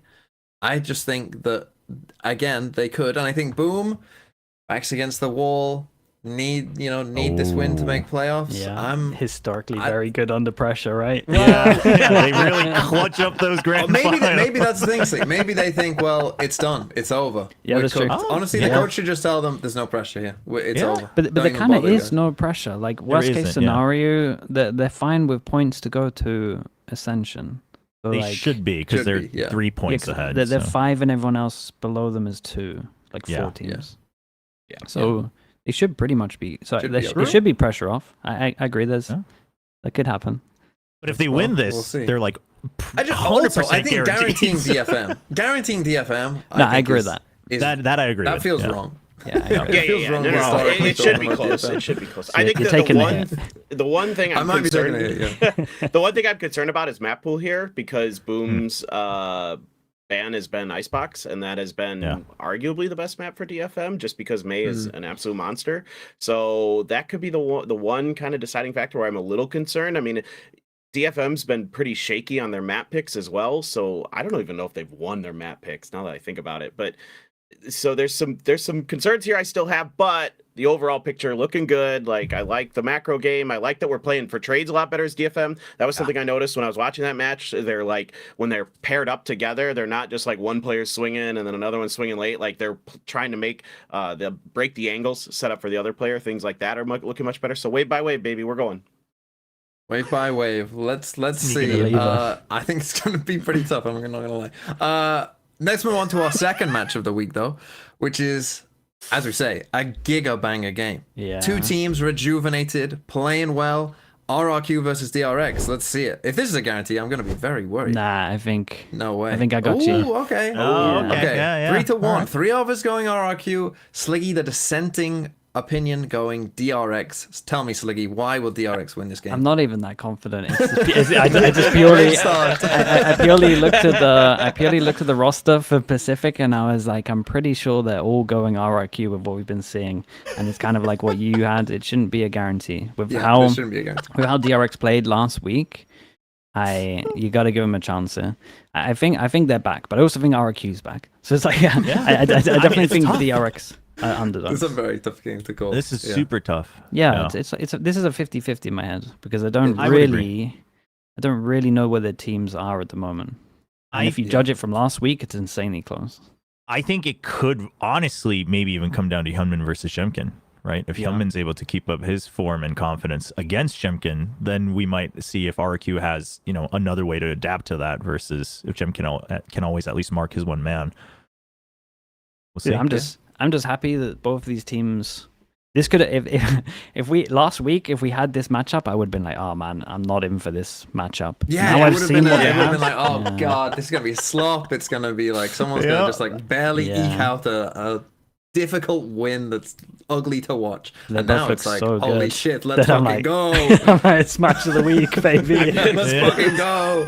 Yeah, crazy how one week can change things. Yeah. Another game that, I mean, this is the thing. We're starting to get late in the stage. A lot of these games will matter. Yeah. This one, very important. I personally think whoever wins this game will make playoffs, and a loser probably won't. It's Nongshim versus Global Esports. Must-win game. I know where Chobra's going. Chobra's going. Chobra. What the? Oh no! I tried. I put everything on the line. I put my contract on the line for this. You idiot! I thought I'd be on your team. I'm so sorry. You cut off my ramen supply for the year. You idiot! All right, let's start with this. I'm so sorry. It's over. Normally I'd start with the dissenting opinion, but Chobra, why will Global Esports beat Nongshim? Tell me. Trevor, why are you out of a job? What's going on? Yeah, Chobra, Why have you risked it all?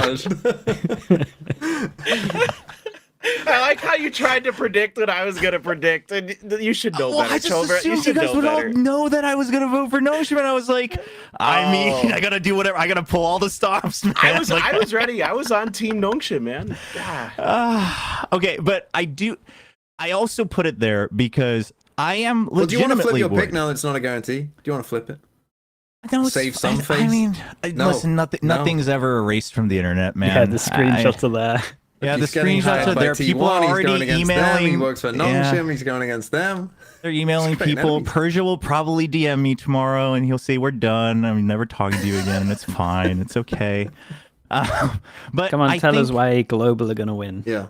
I do think, and again, I don't want people to misunderstand that this is like out of spite or hatred or anything, but I do think there is a coaching staff difference, purely out of experience as well, right? Like I think MCE, lots of experience, and then Elevated has been, just pumping out comps and analysis, etc. And then now he has the backing of MCE as well, and I think they also just have quite a bit of experience, like in the players as well, compared to Nongshim, right? I mean, Nongshim's been playing together, but you've got Ban, who's been on different language rosters. He's been playing both in Tier 2 and Tier 1 across both T1 and TALON. Even Yeoman, briefly under Gen.G, he played in China. And I think, obviously, RB brings in a lot of experience. But I do think, on paper, quite frankly, I think this is a 50-50. Yeah. But I think GE currently, I think, has a better shot of leaning into what they're good at versus Nongshim, who's trying to just, find consistency. So Well, I think a point for Nongshim is they fucking should ban Icebox, and Global looked really good on Icebox last week. Yeah. So that, hopefully, if they don't ban Yes. Icebox and get fucking battered on it, at Chobra, I'm gonna fucking go fly to Korea and relegate them myself. I'm gonna hand them the fucking letter.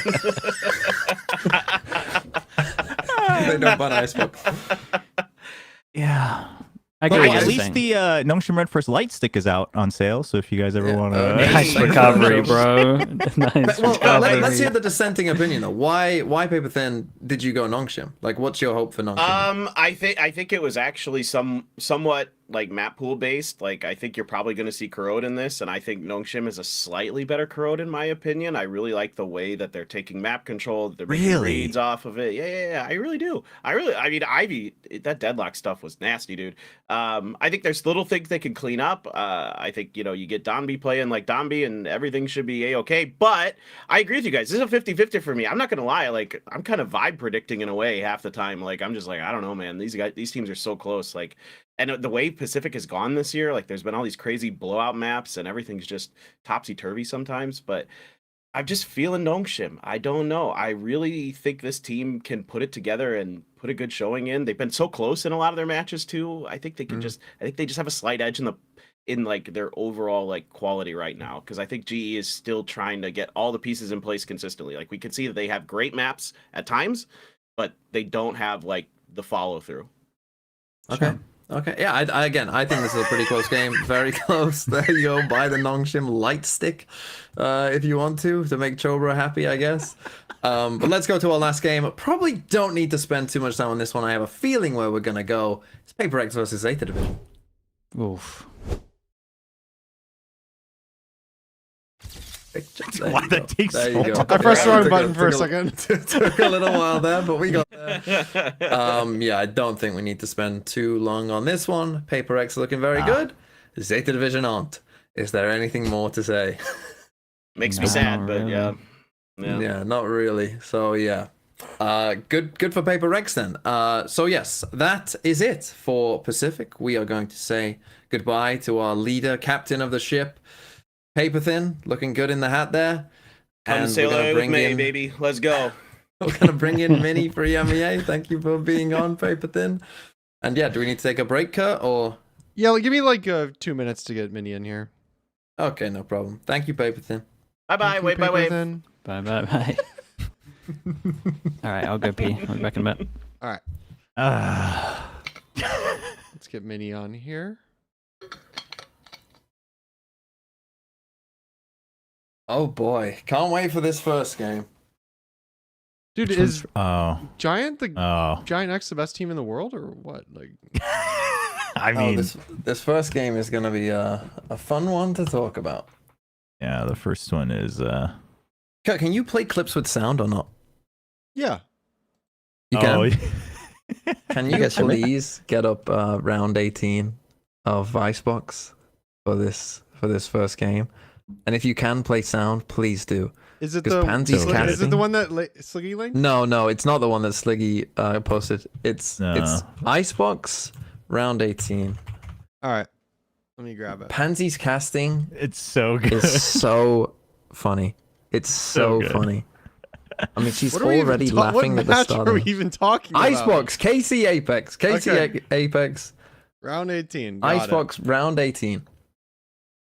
Just pull it up. I mean, just as it. a Hello start. and welcome, it's- Mini. By the way, I Yeah, see hi, Can you Mini. can you hear me? Hello. I can. Hear I you. can. Yes. And you Oh, cool. aren't using a microphone. that is- I am using a good microphone. Yeah, sounds good. You might be able to hear people on the street shouting because my window's open, but that's What not are they the worst shouting about about? this one. English weather, I think. Too A hot. classic. A classic. I mean, it's quite Far too hot. It's quite sunny where I am. Mini. I don't Yeah, know. I mean it's too hot. Oh, you think it's too hot? Yeah, Oh. we got like how a blood hot? rage thing going. Wow. Gets to a How certain hot does it temperature, get there? people like buff up. I don't know, It but won't be that hot, Joe, but it's not that okay. hot. But inside, you'll be it's like, not good. that's not It's all even. relative. That's like an Yeah, it's all average day. relative. Yeah, it is. But we don't have AC and we have terrible Yeah. houses, so it feels. Oh, So it's like yeah. always. Yeah, like it's always like +5 degrees in your at least in Right. my room it's like +5 of whatever it is outside. Hello. Hey. Hello. It's really cold in Iceland right now. Well, there you go. Well, welcome, Minnie. We're going to talk about EMEA, and I just can't wait to get into this first game. This game, Karmine Corp versus Apeks, I want to waste no time because this game brings me like so many emotions in one game. This, I Wait, would hold argue, on, this is hold the. Go on. I don't know what I did, but look at Minnie's nameplate. What did I do there? Oh, I don't know. Wait, who It's is been that? erased Is that from the Sliggy? internet. Here's another tank. I think I know what to do. Let me fix it real quick. Stall. Doesn't have a name Stall. tag. Stall. Stall. Well, I'll tell Hurry. you what. I'm doing We're it. about to get into a region, that had some, I've been talking about this week, not being great. EMEA, I think, had some good games, some nice, good games to get into. It had a very entertaining game that was the worst game of 2025, in my opinion, and maybe a little bit beyond that.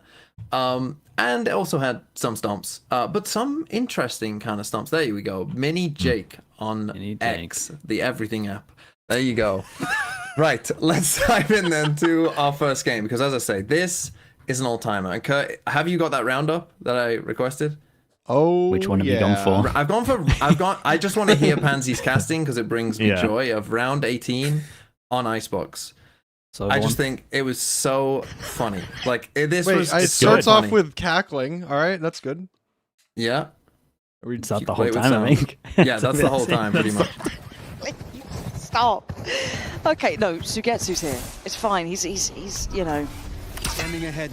Oh no! Please stop! Stop! Get me out! Big dart there. Commercial break, Okay, please. okay, good. That's probably all you need to play. good. But on Wait, that whole round was a mess, though, right? yeah. I mean, Well, yeah. the whole game was a mess, Minnie. That's what we're getting into. That's true. So, how to will- explain this game? I will come to Ballsy's defense real fast. Yeah, That it comes that off is of the game. texture, doesn't it? I think. But yeah, right? it's a little, it's a gap on there. He does know the bounce. Yeah. Yeah, but yeah. it's- Can I but it looks also very funny. come to his defense? Go on. Like, Sure. he might be playing some of his best Valorant right now. Okay, yeah. I know that sounds mad after seeing that, but him back on Recon has looked pretty good. Apart from Yeah. those, like I know it's funny and he's overshadowing the fact, but like he's actually been not bad. Yeah. Well, how to explain this game to someone who hasn't watched it? Because you might look at this game, if you just look at the scores and be like, okay, Apeks, this was actually kind of close. Apeks, do what they always did. They won a map, and then they lost the other maps. But hey, the other maps were kind of close. That doesn't really explain what went on here at all. This game was insanely winnable for Apeks. They definitely should have won this game, in my opinion. They should have closed out Lotus. They should have won. In the meantime, like that clip that you just saw, that was not the only moment of madness. I can't remember a game where there was so many like just individual missed util. Or like util not doing what we expected or wanted it to do. To explain, Molzy, that was not, I think, the only dart, Sova thing that went wrong for him on that map. There was Batu's deadlock, throwing walls that, had no, you could either walk past or blocking off his own team, or, it wasn't actually a true wall. You had Avez flashing himself and his team 3 or 4 times on Phoenix, like actually just missing the corner, hitting the wall, All and the time, flashing his yeah. own team many times. We had Martin Yorwalting, seemingly, I think, thinking he had a shorty, as if he's about to take a one-on-one coming out of Yorwalt, pulls out a classic and just dies. I think that's what happened. Otherwise, I don't really know. It was an insane game that, again, Apeks should have won. Like, they definitely should have won Lotus. But they didn't, and in the meantime, there was also some criminal plays, like Sliggy, go on, pop off about this one. Dude, I'm pretty sure I know what round it is. It's round 2 on Lotus, isn't it? Dude, this one can't happen. This one can't happen. It's I an already know. anti. It's Yeah. an anti-eco. Evover's on his own. He's got a smoke here. You are on your own on C, mate. They can literally just come to your right. What are you doing? Why are you opening the door, going for the eco frags? This was criminal, man. You can't do that at this day and age. It's really, really poor. Yeah. So this was one of them. And bro, I felt like the whole game was just there was so many mishaps, man. But like they should have won. Apex should have won easy on Lotus as well. Yeah. Avez was just refusing to lose. He had insane rounds, and then you had the insane 1v3 from Martin my as well God. to kind of keep them in. Yeah. And I just, I have no idea how Apex lost this. I really don't. Yeah. So to explain, I think, what was it, 12-6? Was it Yeah, 12-6? no, I think it was 6 in a row. Is it 6 or 5 in a row? I can't remember. 6 in a exactly. row. Oh, Yeah. Sorry, 11. It was So- 11. It was 11. 7. 7. Yeah, and they Yeah. lost 6 in a row to lose the game. And many of those like last 6 were in Apex's favor. There was a 1v3 in there as well. So yeah, I honestly don't know what to say about this game. It was a fucking mess. Go on, Minnie. What do you think? Pop off about this game. Say something. Pop off. I'm lost.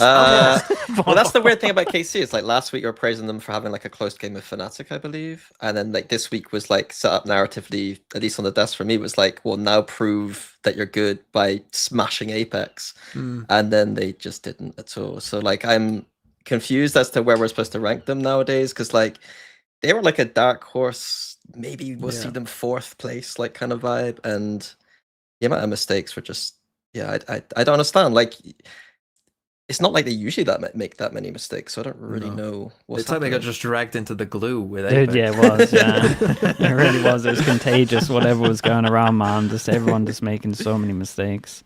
It was man, I don't know what to think about kiNgg Corp sometimes as well, because I think they should have won against FNATIC when I think it was Icebox was the last map. I looked at that and I was like, man, kiNgg Corp had this, and this was the opposite. I just looked and I was like, man, how are they still even in this? But this was a This is the lovely 1v3. 1v3. Yeah. This is a lovely one. Which This, is a this op crazy- shot Yeah, on this op Mounds shot is is like crazy. really good. So yeah, Oh, I mean, man. individuals kept them in it basically, and this was one of the big ones. I will say though that Martin, despite this round, he was what like top 2 rated player during stage 1. Yeah, Like, he's he had has not been playing extremely well. Like Avaz has had to step up like to fill the gap that Martin's left with his dip.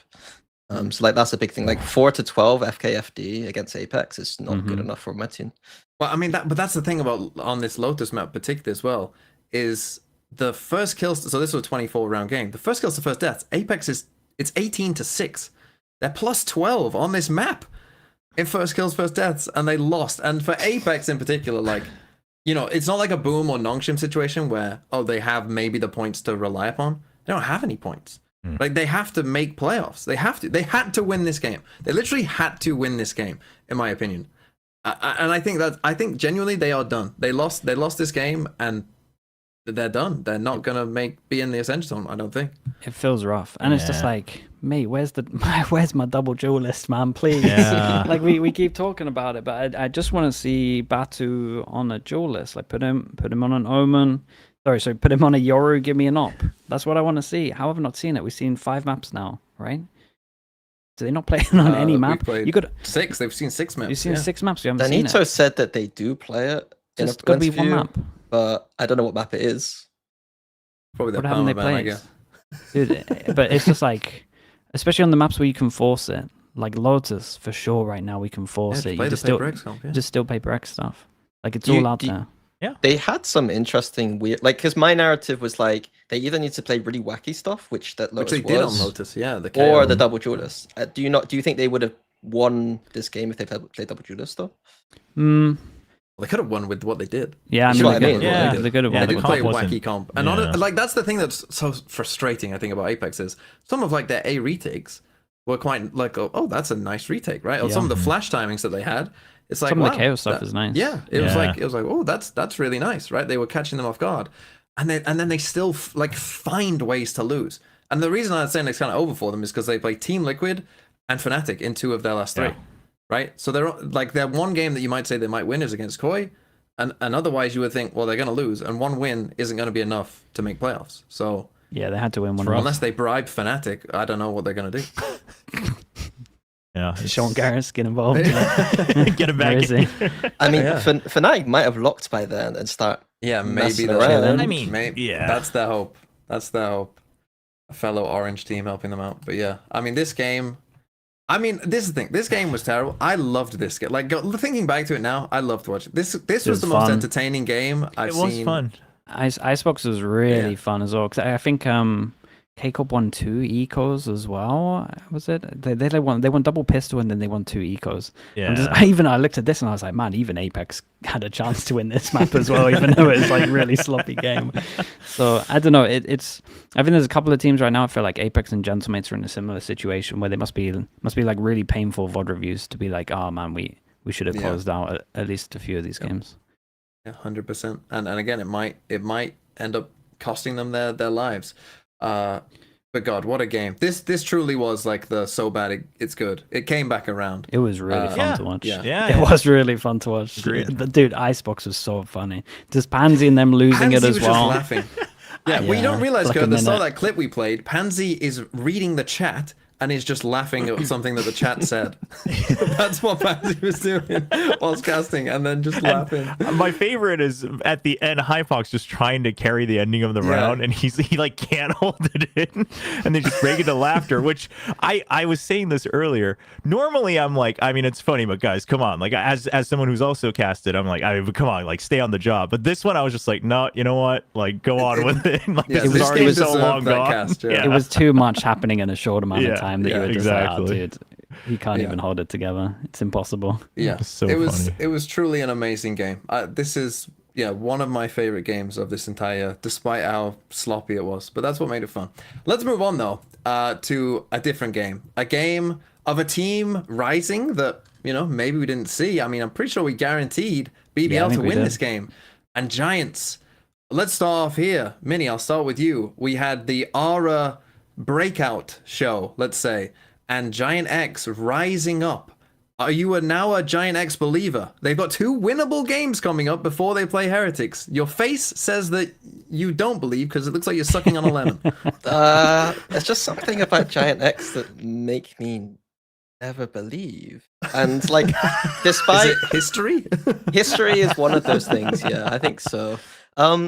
Yeah, and then even I look like across the board statistically for this team, like Aura had to pop off, Yeah. whereas the rest of them, like they're kind of doing middling things.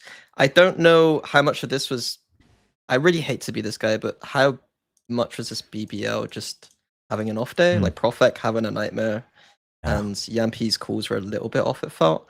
With that being said, it's nice to see GIANTX finally have something, the fans to have something to cheer for. I don't think they're going on a run, though. Okay. It's good. We got the Okay. clip. It's ready. It's all perfect. There we to go. happen now. That's why I'm here. I do think the individuals really stepped up here as well. I don't know if Kat, if you go to VLR and just go to the actual game and then go to performance, bro, they won pretty much all the clutches.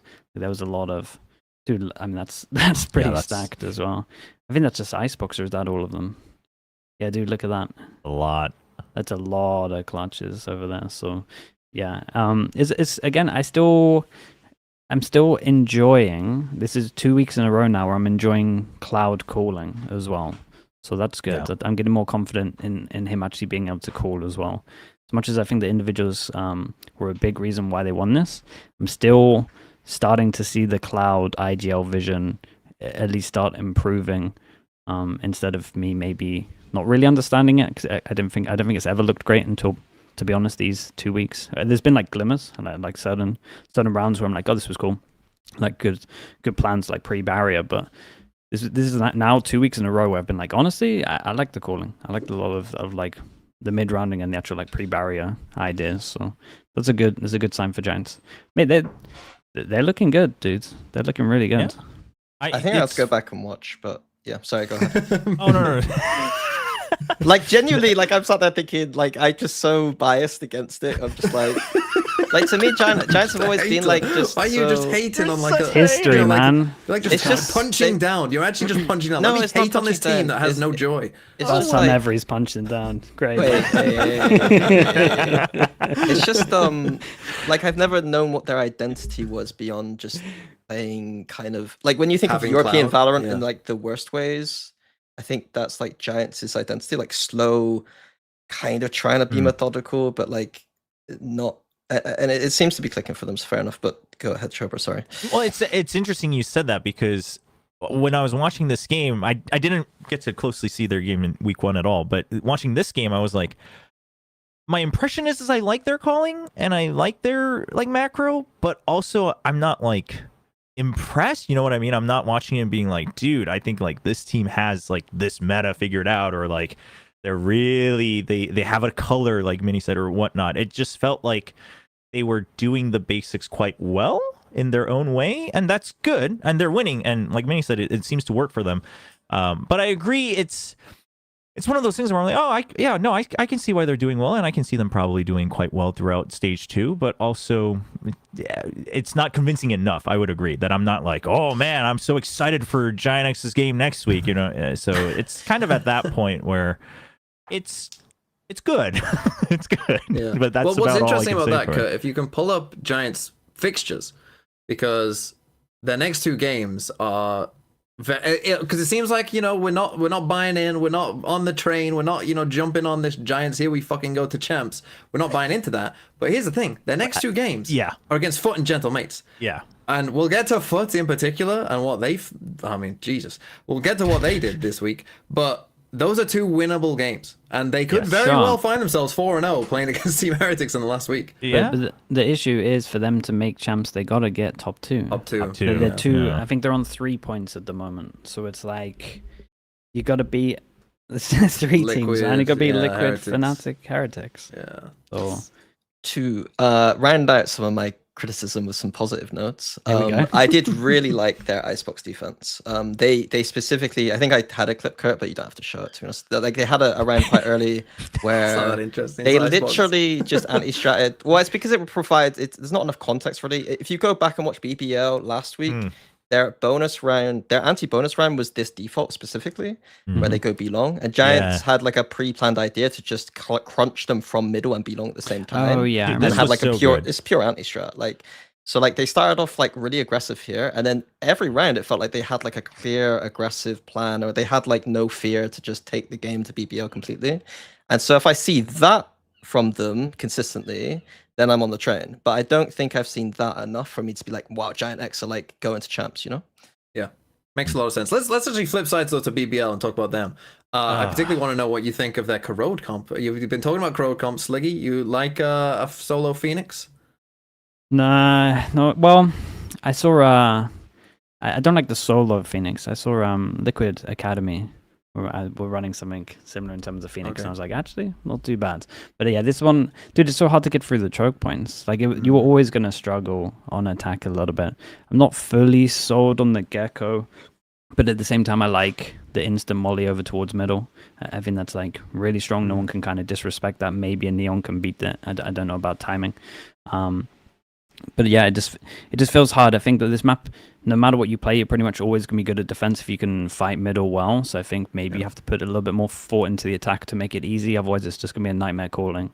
And I think Yampy tweeted out that he had a bad time calling. But at the same time, I think it's very hard with this comp to call. So yeah, I think, I don't know, man. It's hard to get through these chokes, and when if it feels like a Scent Theory, like you got 3 choke points, and then you have a Phoenix, like it's so hard to actually just initially get out anywhere over towards the site. So So for those of you who didn't see the game, their Corrode comp, and they actually took a pretty healthy lead on the defense side, but then only won 2 out of 12 on their attack and ended up losing 13-11 map 3.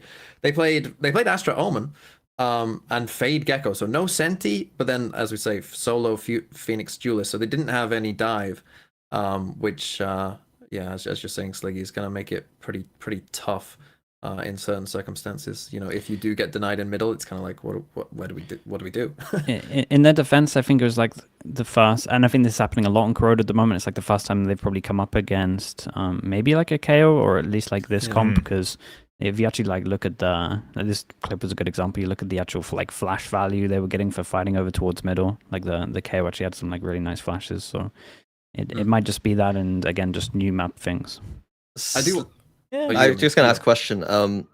I hate EMEA's Corrode so far from what I've seen. Like, what do you, Siggy? What Corrode do you like in Shyowager? Like, is there any Corrodes you like? Like, I like Americas and APAC so far from what I've seen. Yeah, same. I love a Gen.G. I love 100 Thieves. That's where I'm sitting at the moment. They're like my 2 favorites. Double scan. Yeah, I said that might be a thing. I'm so happy we saw it. Looks good. Yeah, look good. I agree. Dude, I haven't looked closely at on Thieves yet, but I've been told that a lot, that I would like it. But Gen.G is probably my favorite so far. I'm not convinced enough that I think, like, I'm convinced enough that that's going to be my favorite for a long time, but for all the things we've seen so far, the way they play it and the comp itself. Yeah. Okay. Oh, I just want to quickly ask, are we worried for BBL? Because last week we were coming in saying, like, BBL, we feel like, oh, they've been the 4th best team throughout the entire season. You know, it's fine. Oh, a close loss to Heretics, that's fine. Well, now a close loss to Giants. Are we getting a little bit worried? Honestly, yeah. Because Gentlemates are close to sorting out their issues. Like their issue of they can't win a game. They're so close. Yeah, they can't every close week. it out. They have they got the Gen.G thing at the moment where they're struggling to close out some games. And dude, if they can fix that, then Gentlemates are actually like a pretty scary team. The only kind of game I'd feel confident that BBL have left is Foot with how they were playing. So I do think. And I think they're a having little in Foot trouble. last game, like Foot won't care at that point if they are kind of sucking, so they'll just do a classic Do a Foot madness. Turkish running at you No. kind of vibe. So ranked BBL game. have We're some gonna get a tough ranked game games. week 5. Pretty I- much, yeah. As someone who was really hyped about BBL after the very beginning, after kickoff, I think I'm now at the point where the magic has died down, and it's like, I mean, we're still kind of just trying to do the same things of, you know, some crazy fights, and I think Yampi still has some good ideas every now and then. I actually really like the creativity he brings to IGLing. I think it's very different from just going through the playbook, but like for instance, like the comp itself, right, on Corrode, like that is built to just like win a fight, but when you're not given that fight, like what do you do, right? And I feel like they're starting to lag behind on that front, and it is a little bit worrisome. Okay, well, I mean, we'll see. Who did BBL play this week? They play against, a banger. Gentlemates. I mean, Yeah. again, Gentlemates, a it's a team with their banger. back against the wall. 0-2 versus 0-2. I mean, that is a must-win game for both teams. That's going to be an interesting one to see what happens there. Let's move on to a game that... I mean, here's a team that, like, maybe I had some glimmer of hope for, NAVI, and this game just completely extinguished it. It was like just... I watched this game and I was like, I'm out on this team. This team, I don't have any faith in at all. Am I alone in that? If we talk about Navi first on this game, No. I found it hard to focus on Navi. I was very focused on like well, fair liquid stuff because I was just like, man, Trex, perma, fade. That's just what needs to happen. So yeah, I'm a little bit worried for Navi, but I just came away feeling very good about liquid. This is like the first sign of. Like they have such a good team that it should be like a potential champs like contender. So this is the first time where I've actually looked at them. I was like, okay, it looks way better now. As long as Trex is always on the scan, if they lean into that more, I feel great. So I didn't really think too much about Navi other than I mean, the I think they got I think though the outclassed. thing you're pointing out is the gap just felt massive. It Oh, felt yeah, like skill a depth. gigantic chasm between these teams. Like, and I don't know, I don't know how you can have hope. Like, yeah, okay, Team Liquid, I agree. Like, if they play in this form and he goes in this form, like, yeah, they can be a champs contender. So obviously they're like a top team. But like, if you want to like at least you gotta at least look competitive. You know what I mean? Like, you don't need to win this game for me to have hope. You just gotta at least look like you're in the game. And I just don't feel like they did. Well, they feel like I don't like their comms. I'll say that. yeah, That's they're- gotta say. Yeah. Yeah, the comps and then the calling on top of that, it feels like they're FNATIC without the oomph, right? You're just slow and then you're slow. And then you don't have the power to get through by comp or you're fighting itself. And that's frustrating. It's almost frustrating to watch because obviously individually, like they've all, I mean, some of them historically, but they've all had moments even throughout this year. But it's a bit frustrating to watch. It's like Angel's playing the hits of 2022. He thinks he's gone back in time. Great Some of these assists. comps. My Every problem map's with a cent. Na'Vi is that they have good players. Like Yes. I genuinely That's a think terrible problem. Rooksick- Yeah, I agree. Rooksick That's a and terrible Hero. problem to have. Well, the problem in me not giving them a free pass, I guess. Yeah. Yeah. Rooksick and Hero have been phenomenal. Xiao is Xiao, and when he plays Recon, he's good. My fix would be, and I think me and Kakuka had this chat where put Angel back on smokes and just make Rooksick play Viper every single map. Stop Angel KO like is never gonna be a thing. Like it's never like he had one pop-off game last week, fair. But your IGL playing KO, like I'm so done. Like I'm so done with IGL KOs. Like we learned in like 2022 that this isn't good unless you're literally Munchkin. Like Munchkin's the only player that I think is good enough. And to now do it. he's playing Perma Viper as well. So. Yeah. Oh, okay, there we go. Yeah, So, yeah. I kind of agree with that because I think if you look at the teams that, especially this week, this was a good like isolation week for just KO in general. The KO only looks good if you got like really keen new flashes and stuff like that, and you're really like leaning into that and as a team fighting.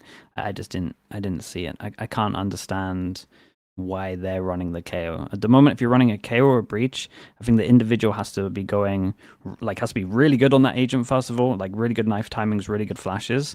I didn't see that in comparison to some of the other teams that I saw this week, and I think Giants, like, if you just want to focus on Corrode and you just looked at the diff of the KO util, is night and day in my opinion.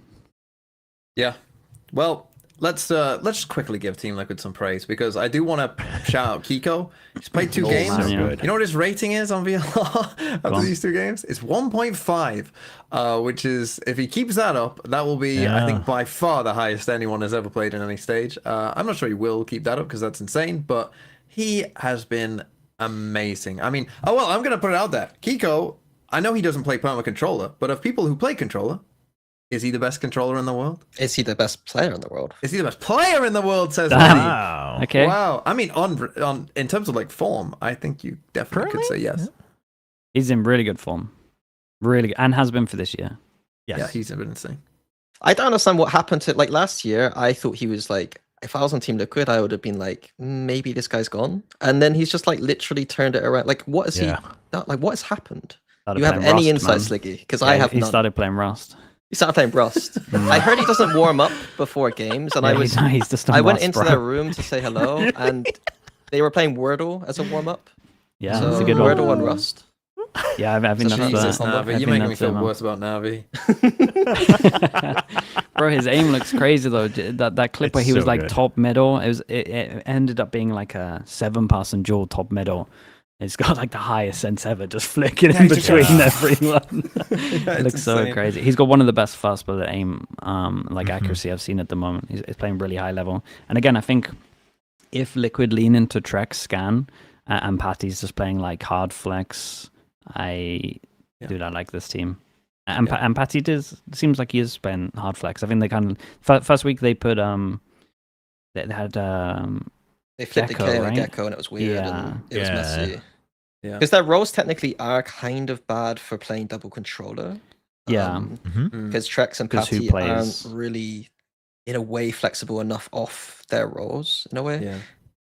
But I think they'll be fine. And I think week by week, I think they're just going to get better because Yeah. Trex is just really smart and he's not like popping off statistically right now, but we know he's capable of. So if he clicks at any point, this team's just disgustingly good But with that's- like rule skill. That's what I was thinking this week. I was just looking at his util thinking, bro, it's like the hidden impact. Every single time I'm like looking at the util to decide the round, and it's just like it was this prowler or it was this fade either like got them these 2 kills or like got them the extra kill. It's the really like hidden impact of the initiator. I just think it's so good. I think Patsy did good on, I don't know if he's played Omen before in his career.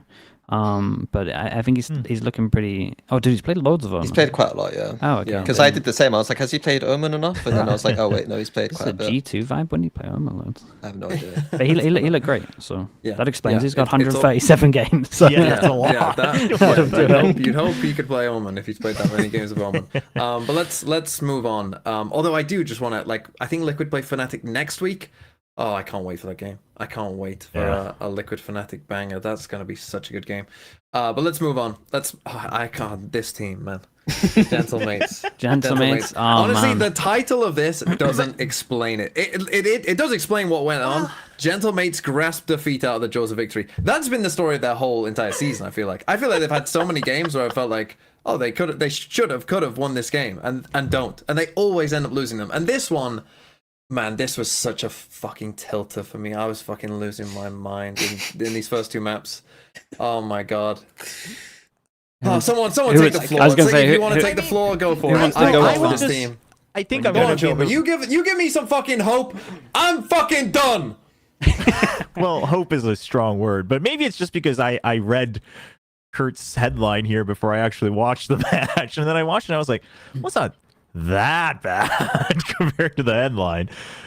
Because I mean, for me, because especially the Corrode, obviously, but two maps going overtime when probably it shouldn't have. But Heretics, they really lean into their comp on the defensive side, and I think they started to just play with like the maps lost anyway, where let's just do all of our plays, and you get kind of caught off guard. There's 2 big Waylay ult rounds and then a good set play round from Waylay, and those are such crucial rounds that change the momentum that when you think of it that way, the the momentum was understandable. They still should have won. Mates still should have won. Let me put it this way, Wait. I went on a vow of silence for map 2. Like, I didn't speak from like round 4 and then I finally started speaking again in the last round when they won. I didn't speak until they had given up the full lead, and then they had to win map 2. I literally fucking did a stream and didn't fucking speak for 45 minutes. The context here is they did they failed to close like week 1 in a 12-6 third map. Yeah. So like you Right. can't copium too hard this time because you can't do this 2 weeks in a row. And even That's fair. they almost threw a cent 2 after being 9-3 up again. Like Yeah. there is something fundamentally wrong with them being in advantages, and if they don't have a performance coach, then someone needs to come in Yeah. and be paid money instantly to just Yeah. drive the Help ship them. there. Help them. That's fair. That's fair. Mini set me up well. Okay, let's play the clips. So it's Here we go. it's 12-6 last week, right? And they lose, and it goes to overtime, and they lose the map. Let's just purely focus on ults, right? They've lost 2 in a row.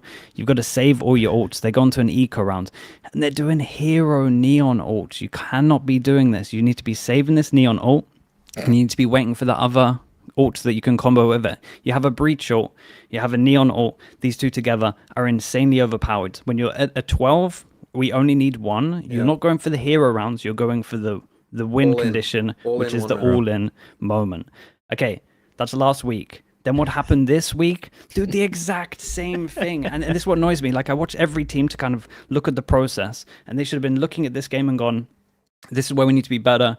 We need to wait for that big ult round. It's another eco. They got the neon ult. Next round or a couple of rounds later, they're going to have a fade ult, which again combos insanely well. And they just go for a hero play with the neon ult. You guys are using your ults like it's a different scoreline. You have to save your ults and go for that big win condition, which is that one round where you have all of your ults.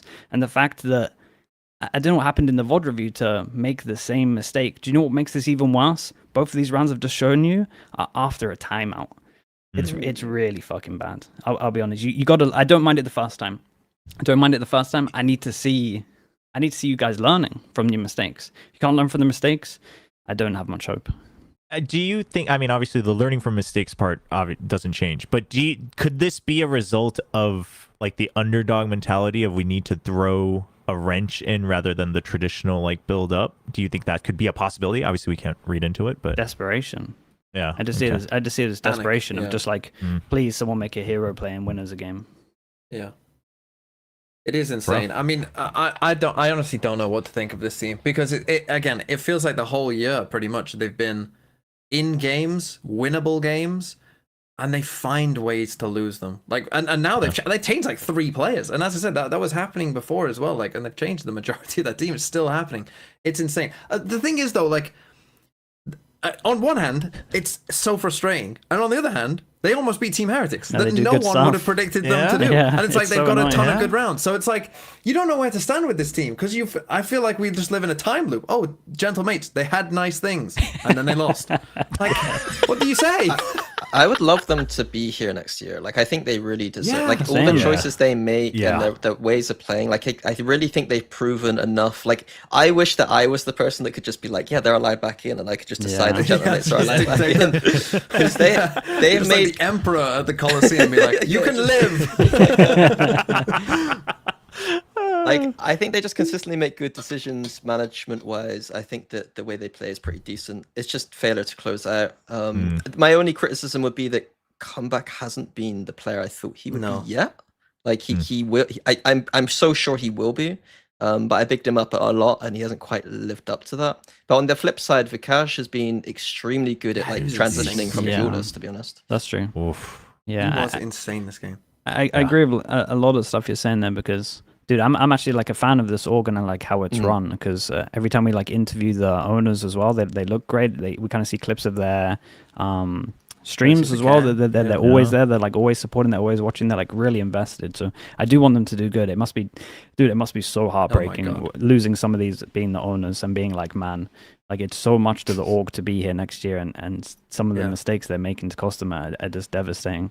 I do that's agree 2 with weeks in a row. If they won these 2 games, they're like They're done. almost certainly they're in in, playoffs. they're in. Like you did it. You at least make ascension, and then this team is easily good enough to beat the other tier 2 teams. Like you would think they would be hard favorites in that. Like, oh man, it's just so annoying. It's so annoying. I do just want to flip over to. Oh, you go, Trevor, if you want. Oh, that's what I was gonna do. So go ahead. Right, yeah. I wanted to go over to Heretics.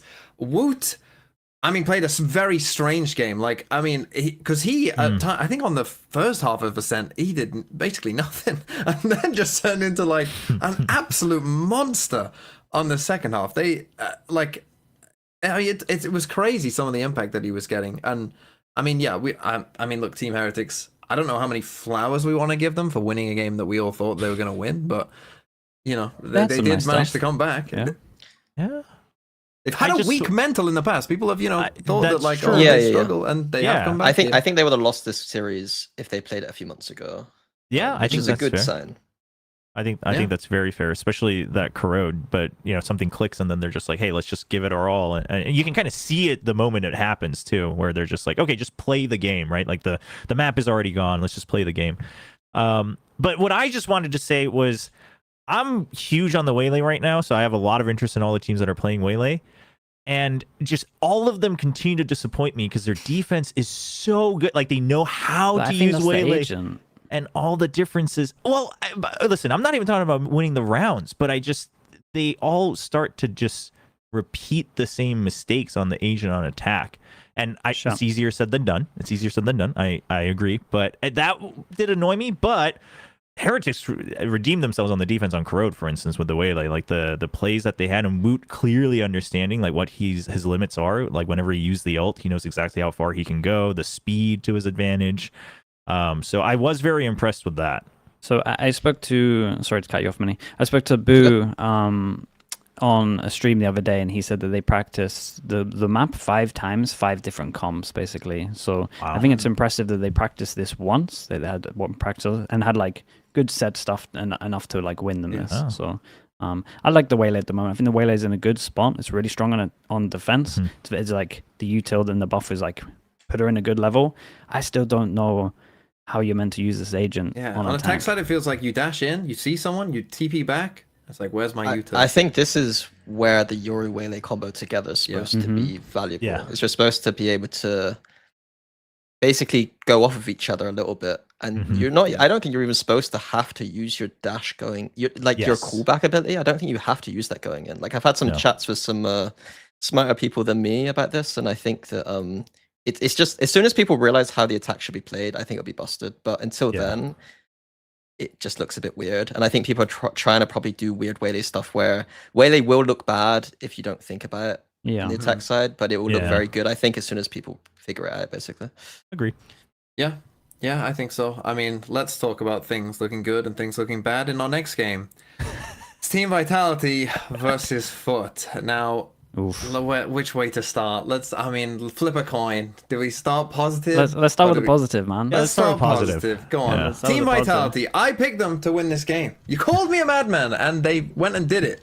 And part of the reason is because I just thought, they might bounce back. To be fair, I had no expectation that Foot would be this bad. But Vitality, again, we got... just look at Unfake there, right? I mean, you can just look at that from Unfake and be like, okay, that's a big improvement, right? Kovacs was crazy. Durka and Les, still putting up solid numbers like they did the week before, but it felt like this time we had actual help, particularly Kovac, I think, was popping off in some of these rounds. And that's the thing. If you can have 3 players who you can trust are going to, get a lot of frags and get a lot of kills, you're probably going to win a decent amount of games. Yeah, for sure. I'll take the time to apologize to Unfake. I called him out last week. He said on an interview, I'm a fragging IGL, and he didn't show it this week. Man, if you're putting up those performances, like fair play, man. I completely didn't understand your game. You are a fragging IGL. Yeah, I was not familiar at all. You are definitely a fragging IGL. It was such a good sign for Vitality if we ignore most of the Foot stuff, because the 2 players they like needed to show us that they can play at this level and can get the confidence and aren't relying on the less darker rounds. This was the game to do it. They were winning a lot of rounds on their own. They were the ones making plays, good util, fragging heavy, just taking aim duels, looking confident. So that was it's a great sign for the team moving forwards. And dude, they were playing as a team. Okay, that's rare from Vitality. I'm not gonna lie. Normally I'm talking about Durka trying to 1v5 and then the rest of his team starts getting in there. They were actually like doing a lot of stuff together. It looked good. I think narratively for me, I did have a rank crit, but again, it's even worse than the last one, so not sure if we need it. But the first 5 rounds on Defense Haven to me were Durka and Les with the biggest balls I've ever seen. Like they were doing stuff. Like I think it was like it's nice to see Kovac on Unfake like being able to take over afterwards. But like here, it's really awkward. But like Durka's basically right now in Garage, and you're not going to see it on the actual screen. But he's re-cleared Garage. He's peeking out. He sees the Omen. He hides. He just re-clears this and immediately has, oh, they're going A. Like players like Kovac and Unfake probably aren't going to make that play, whereas a player like Durka and Les, they're going to re-peek that and know, like, but that was the narrative in the first 5 rounds. Like Durka and Les pushing out Garage, pushing out C every single time, and then putting them into success early on. And then the momentum after that was like really good because Kovac and Unfake felt comfortable. So like I do still have to give massive props there to Durka and Les for basically knowing that they are still the win condition for this team when it needs to be, and their experience is going to be the X factor that this team needs. Yeah, I mean, this game, I mean, it was just nice to see Durka smile. It's been a while. Yeah, I feel like it's been so long since I seen him smile, and he was laughing in this game and having fun, and it was like, I don't know. I just feel like, you know, when he's in that mood, like you're in trouble. It's kind of similar to Paper X. You know, when Paper X are laughing, you've probably lost. Yeah, like if they laugh, you've lost. Sure. It I think the pistols helped them out a lot. They won 4 out of 4 pistols. Obviously, like good team for just like snowballing as well, and good understanding of how to capitalize off winning the pistol at the moment. We're seeing it a lot more with teams. So it's cool that we saw it here, which maybe made it a little bit more one-sided than it actually was. I don't know if anyone else has got some nice stuff to say about Vitality, because we could definitely move on to FUT here. Let's pivot. I think the pivot for me is that the veto was quite crap from FUT, which made it look better. I have like this thing in my head where like I think I have a pretty good sense for where teams over the EMEA have been historically like up and down with map pool, and I've never considered FUT a good Haven team at all. I considered Haven like a map that FUT. I mean, they were banning. I distinctly remember they were banning it at a certain point, and then they used to play like weird comps with like Gecko and, you know, or KO, like, you know, they would put KO on there. KO, and like I just don't associate FUT with that map. So yeah, the map pool was maybe a bit strange in terms of picking from FUT, but I just thought like I've seen maps from FUT in the past, you know, where they do maybe play something weird and it gets solved and, you know, it doesn't go that great. I don't remember an entire game where FUT, ever since Partnership began, really, I don't remember a full game, maybe unless they were playing, you know, a really top team, where I just thought, like, you're not even in this game at all. You know, like, you aren't even present. Like, we're not aiming well. You know, I mean, Mr. Fallen literally drops a 0-kill map. You know, like, I mean, that's pretty rare in and of itself. You know, he drops a 0 kills, 0 and 14 there. But the whole team, really, it just felt like, I don't even know. I don't know what to think of FUT, to be honest, because you look at the names, you know, FUT are like meant to be that decent team. You know, they might have little ups and downs, but they're gonna end up, you know, a decent team. So are they gonna end up a decent team after this? Dude, I'm looking at their macro. We got the macro guy right here, so we should ask him. But I'm looking at that macro from FUT, thinking, what the hell's gone in 2 weeks? Did Gaius do everything in this team? Minnie, did you look at some of the macro on FUT of how they're playing? When desk happens, Licky, what happens is the team that's winning a lot, we're trying to build mostly for that team. So I didn't have the chance to really dig deep with FUT there. Do you ever want to do a VOD review? I would not know. I don't think so. I think I'll leave that one. Yeah. What did you see, Slicky? Like, was there stuff? Bro, they don't play as a team, man. They don't play as a team. They really don't. They don't have like great ult ideas. They're saving onto ult sometimes when they should be using it in big rounds. Like, I'm just worried, man. I can't believe a team looks this different with Gaius out. I'm really trying to work out how much this guy was doing. I think it was a lot. The copium for me is that Haven is a map they should never have played, and then Lotus, they looked kind of bad last week on Lotus as well. Mates should have beat them on Lotus. So like, to me, that's the copium. And that's Look a at this great round, cope dude. That's a great cope of they've got multiple bad maps. And they're picking one of them.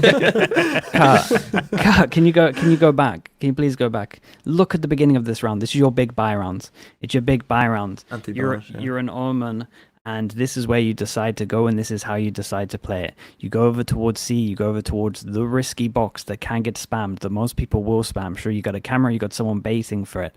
Dude, playing like this on your big buy round against a bonus feels absolutely insane. And then you flash here, you are not getting kills here. Worse, you're going to get spammed. They're just going to crouch behind the mound and spam you. And then your mate's going to struggle to get trades anyway. Like this, just from the get-go setup stuff, Jesus. I mean, I it was really, so worried for them.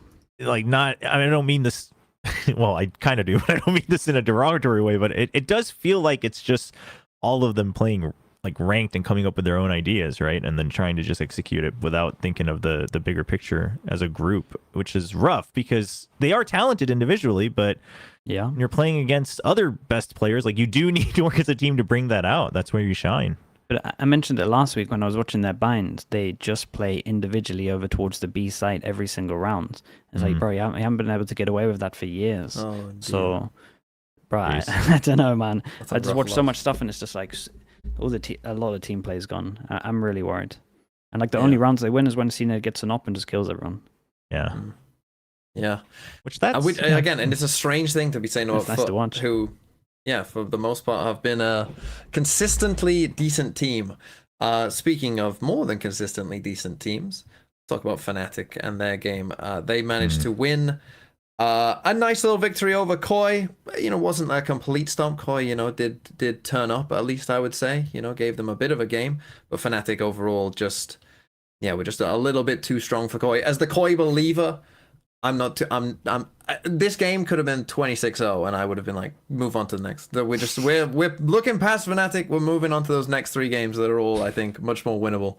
And this week will be the week I'm fully talking about Koi. But let's start with FNATIC though. Let's talk about the positives. Anyone want to praise Crashies or anyone else?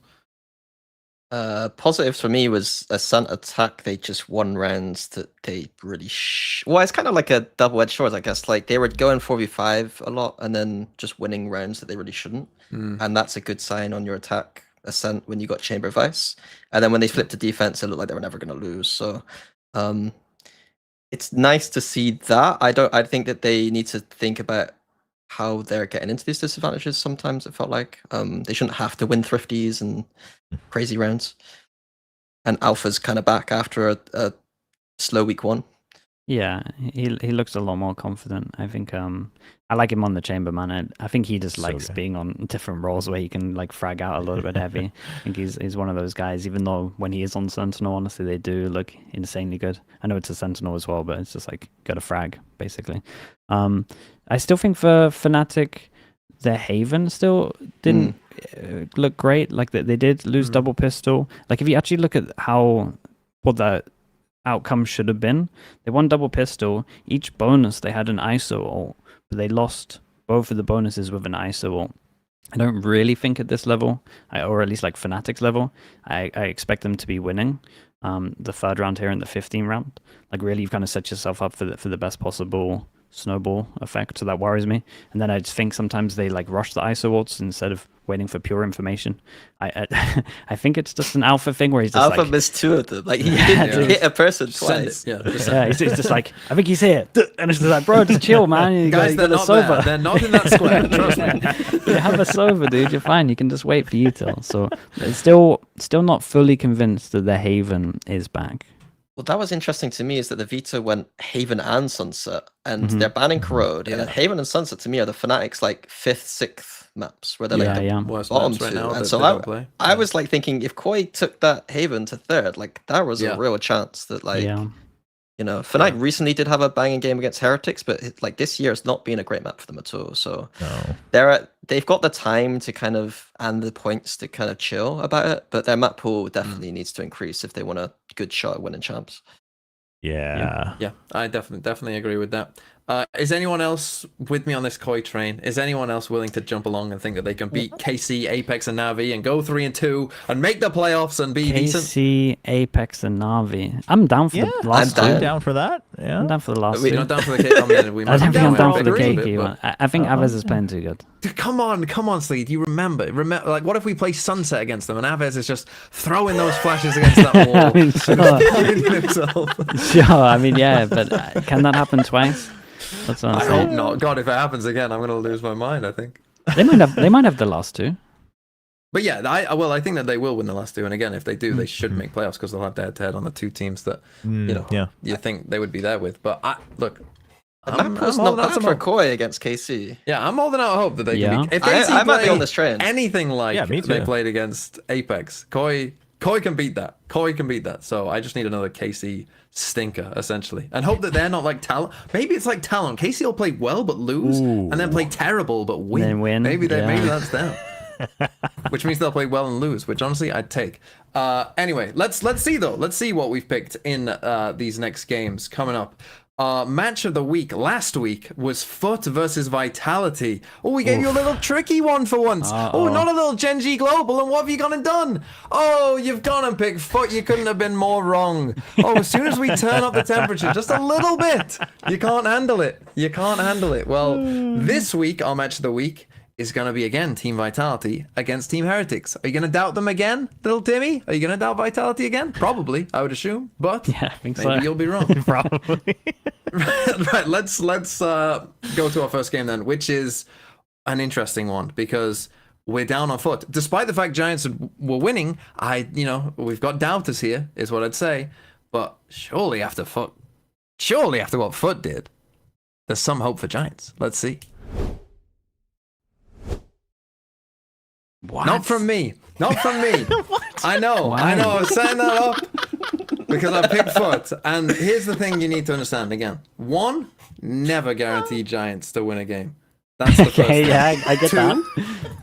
Two, I understand that FUT were disgraceful. They were truly disgraceful.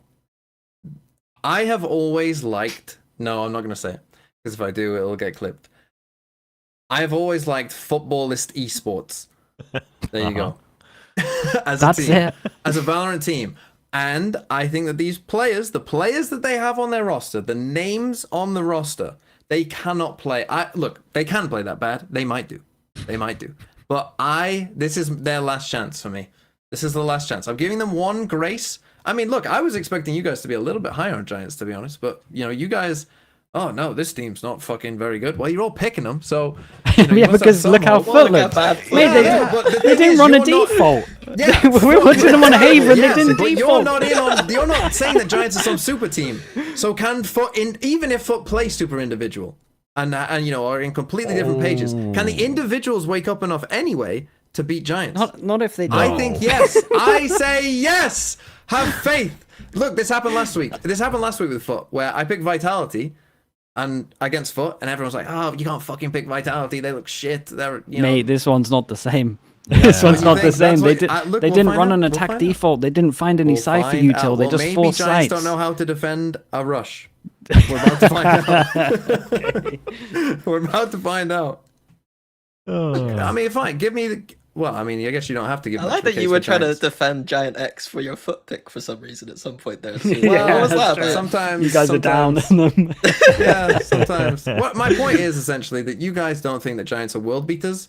So if they're not world beaters, what if they just play a shit game? Well, how bad are FUT if we're thinking that Giants? Yeah. You know what I mean? Yeah, you think that they're Possibly. terrible, but this is the thing, Vinny. Last week it was the same, but Vitality. Everyone was super down on them. The You only never know. team. Like, look, maybe Zeus will go crazy. What if we get Prime Zeus? What if we get Sure. CNED doing his op shit? What if What? Yeta J turns His into the op monster we shit. know he is? You know? I'll give you one thing. If because they lost We're gonna have a 0-4 better map, pistol. Vito. They lost 0-4 pistol, and 0-4 pistol. if they get pistols Yeah. and they can get that Give 'em op a out on break. CNED, I get it. They'll get some more rounds. But if they can't default on attack on Haven, they are win 12 on fucked, defense. mate. We win They 12 are on absolutely defense. fucked. We're banning Haven. We're going back to banning Haven. Okay. Yeah. Trust the process. Let's move on. A very interesting game, this one. The Battle of 0-2. Gentle Dude, Mates I'm excited for this. versus BBL. Where have we gone? Oh my. What is going on? Oh, no. Oh. Oh, no. Oh no. Well, this is just us believing. I mean, look at Choba's face there. Choba's never seen anything so shocking. Did you think you picked mates?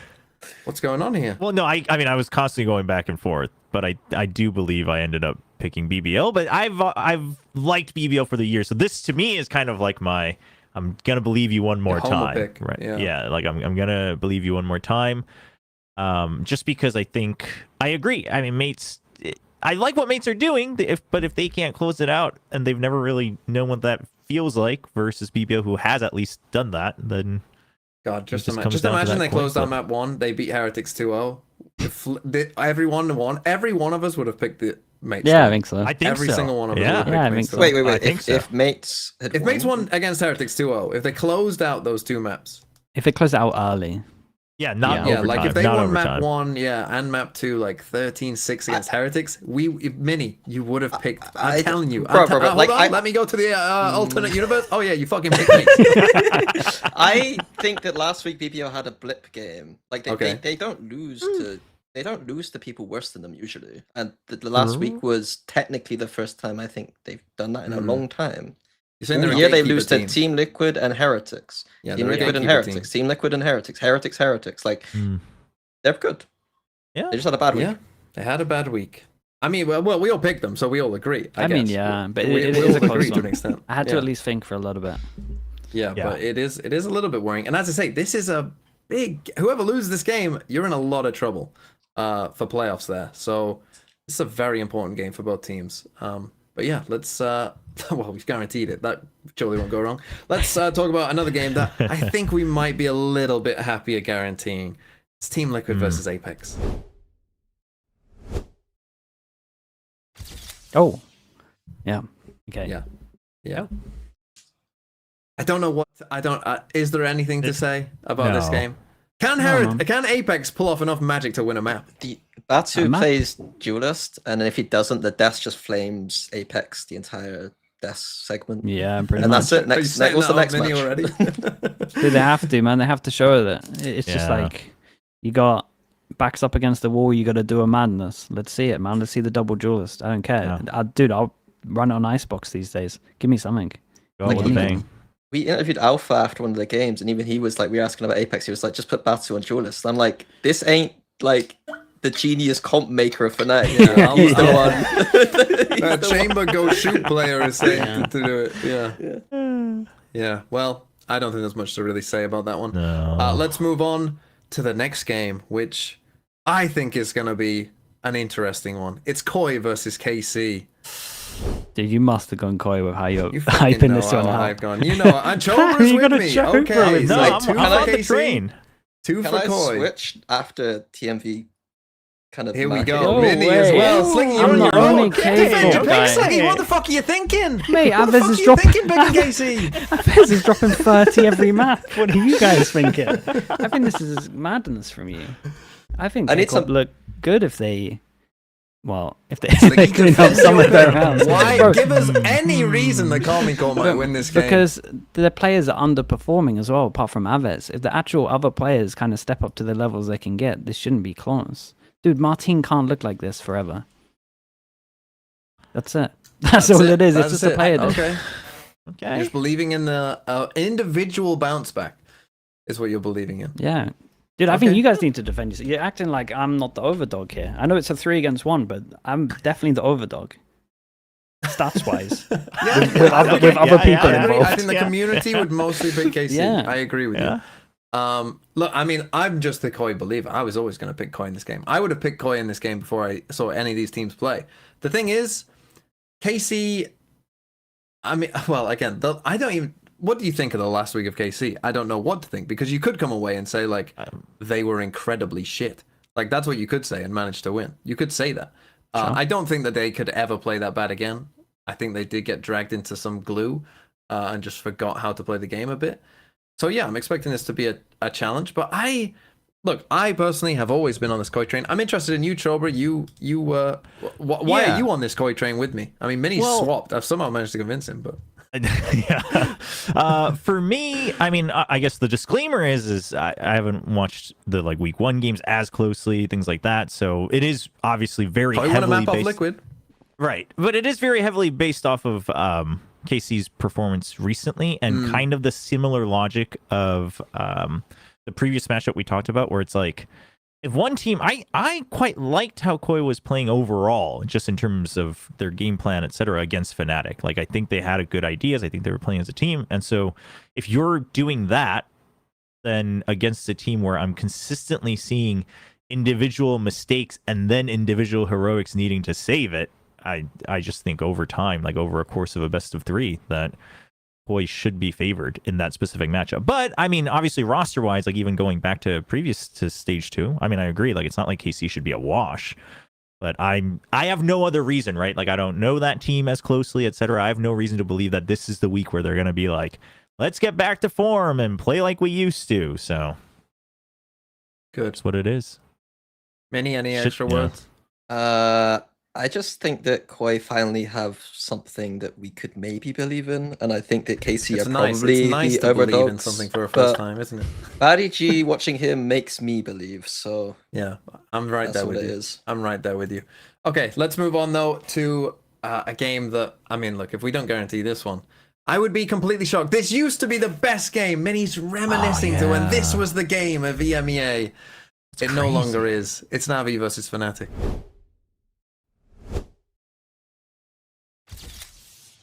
Yeah, no great shock there. You just can't predict Navi, No, really, is there after any watching hope? last week, No, to be honest with you. I can't think of a single. Like, even if we got the same like map pool as Koi, as you say, Minnie, you know, the Havens, the Sunsets, like even if we got that kind of like, you know, maybe weaker map pool for FNATIC, like still, like, again, I still don't see a way. I just don't see a way. Even if FNATIC kind of just troll a bit around, I feel like the individuals would save them anyway. I kind of agree. I don't get where they win. Like, what's the map where they're meant to win? Don't know. Are you but saying, wait, silence. wait. Are you saying if this was a 7 map straight pool? No, Navi not would lose not, seven Well, not, they nil. might not- win Corrode if FNATIC haven't Yeah, played yeah, one. if they haven't Like, they done might that. win that. We know And that then- they're prepping for champs, though. They're probably Yeah, they got a Little corrode. toyed with They it. should have a Yeah. corrode. And I agree. Should. Fnatic still have like a Haven that looks a little dodgy, and then Sunset maybe isn't I still. do- fully Wait, so Fully what's the confident. actual score in a 7 map pool? I think it would be 6-1. Right. I 6-1. think they'd find a map somewhere. Okay. Yeah, find some map somewhere. Yeah, I reckon they maybe win a Sunset. That's about it. Yeah. Yeah. They did have a very good Haven against someone Navi one week. I can't remember who it was. But at some point this year they had like a good They Haven played the double Senti. Senti, yeah. And it Yeah. looked good. But for I one think week. Fnatic Yeah, but I playing don't know if that ISO would- Euro would destroy Yeah. that comp because it naturally Yeah. counters it with the clone and the ISO. What's the name of it? The KO knife vulnerable thing that it has. I don't know the name of it. God knows. Just the I never vulnerable. know- I is what never know what they're I called. just call it the vulnerable. Vulnerable. Yeah. Oh, the undercut. Anyway, Yeah. let's talk about the match of the week. Has anyone gone for a punt? It's Team Vitality. Do we believe in the old super team versus Team I mean, Heretics? you have. Surely you have. Oh, Chobra. Chobra has. Chobra's gone for a bit of a punt. Okay, so me, Sliggy, and Mini going Heretics. Chobra, you've gone for Vitality. Sellers on why Vitality will cause this, I would say, upset. Pretty big Yep. upset. Well, I knew what I was going to say until I glanced and saw Commend getting very happy about me voting for Vitality. I feel like I got to change my tune a little bit because my original point was that I'm not convinced that Heretics is gonna win like that confidently, right? Like Again, I would say if Mates won convincingly 2-0, would we have all picked Heretics? right? Maybe Like not. they should have lost that. They should have lost that match. And I'm not saying like they should have gotten crushed and I would have been super down in the dumps about them, but I think they should have lost that. And against a Vitality that seems to, you know, now have found a couple examples of what's working for them, is working as a team, is able to set up the strong players with priority. I don't know if you get that chance. You know what I mean? I don't know if you have that one extra chance of like, all right, our backs are up against the wall. Let's just play some on Valorant. Like, no, I think Dirka, you know, just laughs at that and then closes it out. So to me, yeah, I think this is a yeah. fine pick. I think anytime I could see a team winning a map, I don't think it's unreasonable to then think they could win the game, because you just win both pistols on another map, and then I'm glad we didn't Vitality guarantee will win a it. map. Yeah, I'm glad we didn't guarantee it because. Yeah. But I just have too much faith that Heretics, obviously, if they're kind of looking like that after one practice on a map, that they should get the crowd a lot better. True. Yeah, the time is a big narrative, right? Yeah. It's like they've had a lot busier schedule than Vitality, so True. they should be ramping up technically. But Yeah. I'm glad we didn't guarantee it as well. Yeah. Yeah. Good plan. Okay, so that's the match of the week. That is it for EMEA. Me and Mini. I know for myself, Mini at least, I don't want to fucking talk about this next region because they've given up. So I'm giving up on them. They've given up. It's crazy. Like, as an entertainment product, Sluggy, half of the teams have given up. It wasn't entertaining, man. I got a lot of sleep. I got a lot of sleep this time. A lot of sleep. Yeah, Fast 2-0s. I was going to bed looking like, damn, I got 7 hours till Pacific starts. This is a long sleep right now. This is nice. Yeah. Every game 2-0. Crazy. Nice. Yeah, and Brazil is in the mud. So I'll leave it at that. We're bringing in Shyo and Dryad. Get out of here. Yeah. Goodbye, everyone. Choba, take Goodbye. over. Take the reins. Bye-bye. Goodbye, It's Mini. my turn. Finally. Finally, you Finally. can try this Pacific train. finally will take over Plat Chat. It's ours now. For Americas. For Americas. Goodbye, everyone. Have a nice See you, day. dude. Bye. Have a good Bye-bye. one. I'm swapping in Dan and Shyo.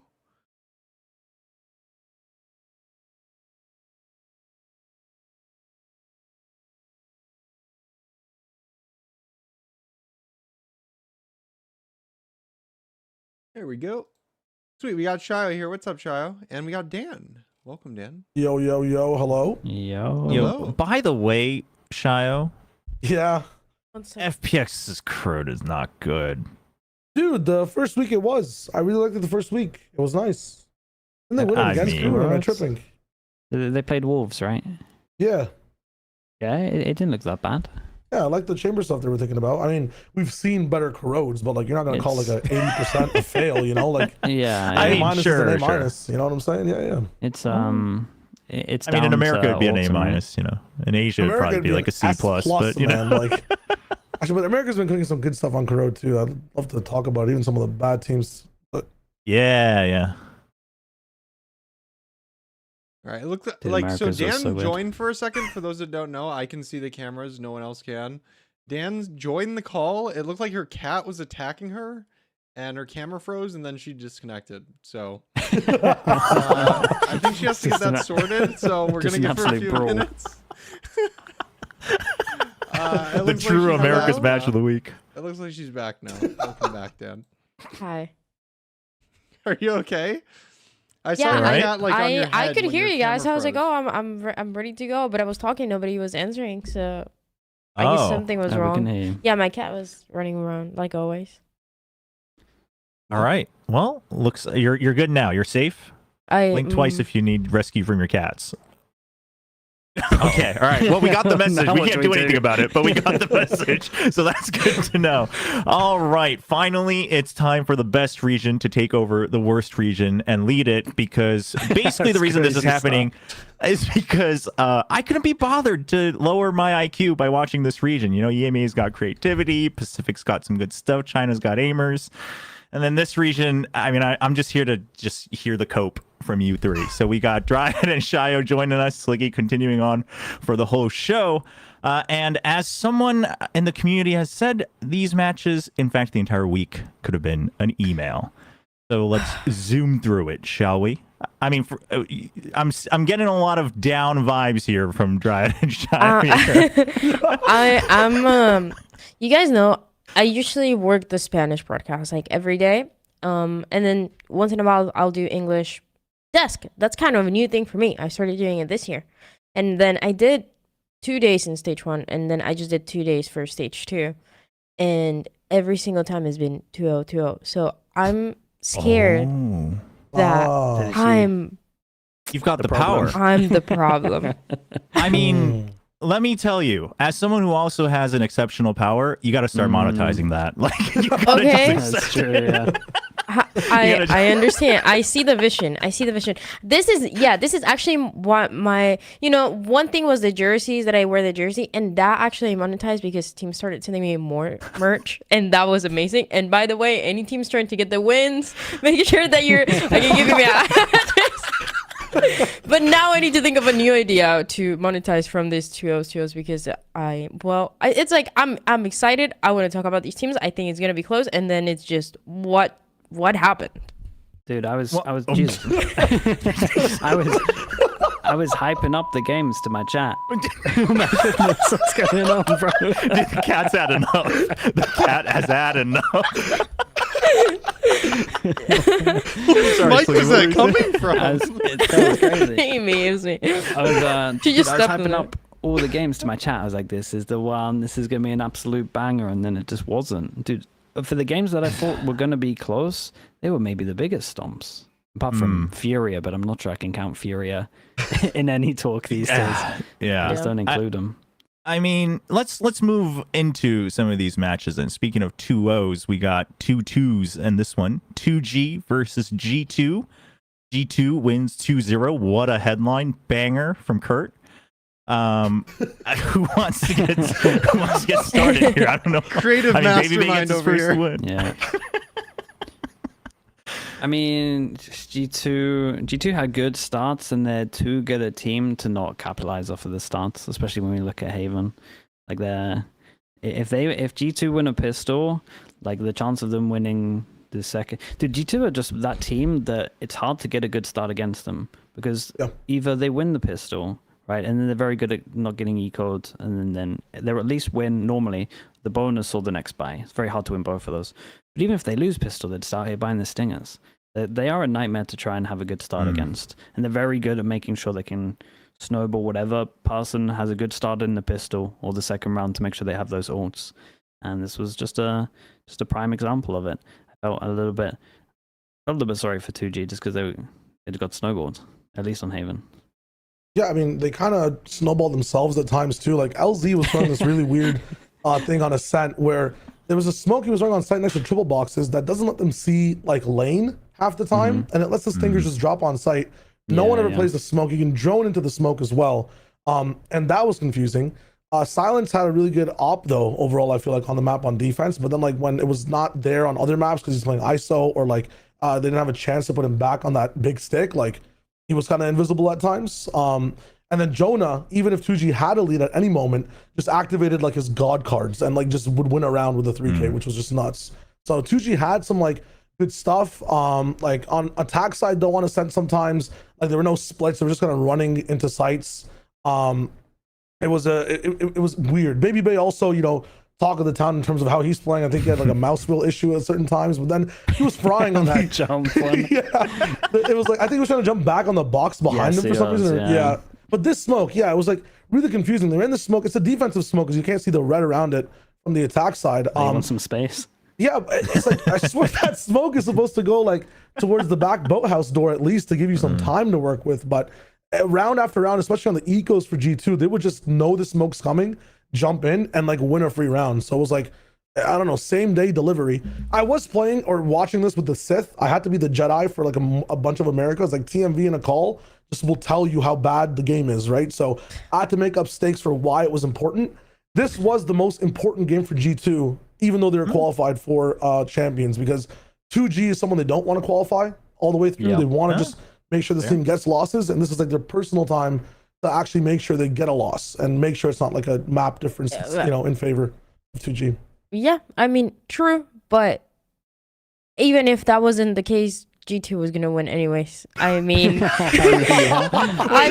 if it was points or no points, the same thing was gonna happen. I just feel like it's unfortunate a little bit for 2G. I mean, we have already talked about it. They have, Spike. They've been doing better, way better to, what we saw towards the beginning of the year. But it just feels like it's a little too late. Their matches, the upcoming matches, don't look too bad. But I feel like they definitely needed that EG win first, and then because they close it out with Sentinels, so it's so they got to win on C9 or Sentinels, right? Because they should. I mean, they'll beat FURIA. Let's be honest. Yeah. Then we got C9 Sentinels. So they got a big upset somewhere. The Yeah. problem Cloud9, with the surely. Sentinels game is Sentinels, if they go 5-0, they qualify for champs automatically no matter what Ooh. happens. Oh man. So they're going to Oh, want to that's win a- that game if they Yeah. win out. So That's The tough. most likely Cloud9 maybe. It's a rough one. Group- And that's Group still C9. difficult, yeah. Yeah. They had That to. EG yeah. game was the better chance that they had. Yeah, there was Right. that chance for sure. I think if we're just focusing on Baby Bay, I will say, although it's not like frag impact every time, he has to like make the next play, right? Say that they take an A default on Haven and he's like inserting himself up towards middle. If they like get pressure back and he's the one that then needs to make the next play to like create a rotate or get a little bit of space, he is doing that. He's very good at the moment, and he's been obviously he used to play duelists, so I'm not flaming all duelist players, but normally they're not like the smartest, but he is like filling up the flex role at the moment, and he's got a good understanding of when he needs to make a play or when he just needs to do something to create a bit of pressure at the moment. So I do think for the gap that he's trying to fill at the moment, I'm impressed with like a lot of the I need to now do something, and it's not something that you'll see on the scoreboard. It's just like either taking the space or breaking a trip over towards middle, which then means that you could have gone B, and so the rotate comes over. So I actually thought he played great. If you just look at like the macro game of what needs to happen when someone needs to make a play. So I was actually super impressed with just what he was doing around the map to create pressure. I thought he had a good game, to be honest. Yeah. I think that's something that like a lot of people didn't really consider, even though G2 themselves talked about, was I think there is a lot of value of getting someone who has, you know, at least some of the mechanics because they used to play pro, even if they haven't for a while, and then also casted, right, worked with casters, coaches, etc., to like discuss and analyze games from a different point of view, and then to bring that back in. I think that's really valuable to have in the server. So it's cool to see that. It's cool to hear that that's coming through. I So just want to. you're saying ahead. we should all join a team. Yeah, Well, get the Reigner main out there. The key Exactly. aspect was the mechanics part, but I mean, still, give me a like- judge and waylay, I'll do something. I was on his stream, like he still had to try out fully. This wasn't like we're scouting Baby Base Yeah, specifically. Let's push Yeah. for it. So like no, I he mean, had he's a lot been of things in grinding. mind. Yeah, Yeah, He's been, grinding yeah. in I his really spare like, time. he's talked about it too. Like, I remember stage 1, and it wasn't even because he was trying to join a team, but he was like, just saying that he really wanted to play. He wanted to be in that top 10, like prove people that he still got it.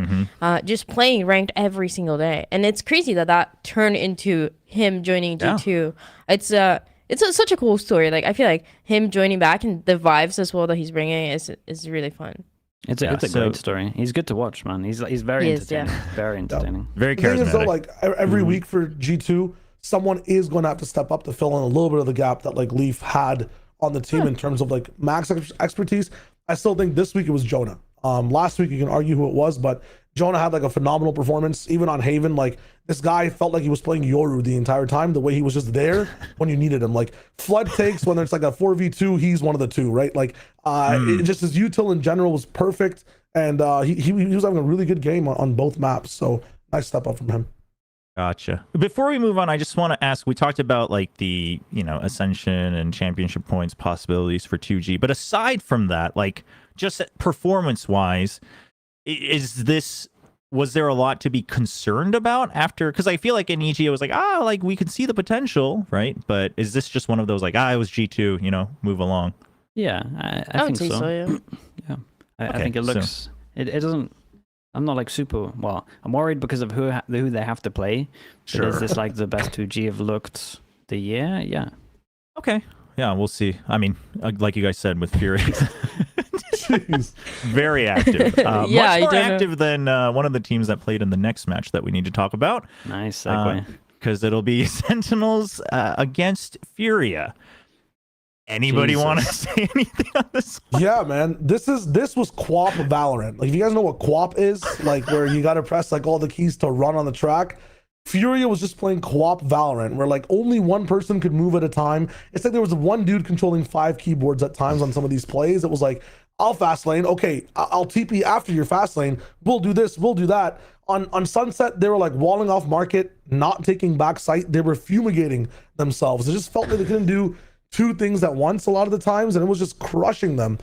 Like I think the second round is kind of like where I found a little bit of scariness overall on Sunset, where like Jemkin went for the knife like out of nowhere. I'm like, oh my god, they know something is different here, and I this is about to be like a 13-0. predicted the wrong map for the 13-0, but like they fucking Sen was here to just ball, and I think that was ready from the get-go. And Furia's game plan was like really segmented. Their Viper's pits were just being walked through. Like a lot of their stuff, they were just setting themselves up for failure, and they didn't look comfortable in their own process and playing the game. And I think that's the issue overall, more so than Sen even looking good. They were just like, we're quapping, man, quapping all over the place. Yeah, I felt they're at the point where it's normally we're like fine to shit on teams. We don't feel too bad about it because they're actually like at an okay level where it's like they can kind of fix up some of this stuff. But dude, Furia looks so bad. I just feel guilty just saying bad stuff. Like it's like bullying. So I saw this and I saw match 1 and I messaged Adverse. I'm like, hey, like, what are the good things? Can you please give me some of the good things about the team? Because I feel like it's so hard to, yeah, sure, like we see that they're struggling on stage, but I mean, besides the visa issues, there has to be a lot more. And it just doesn't seem like there's a solution.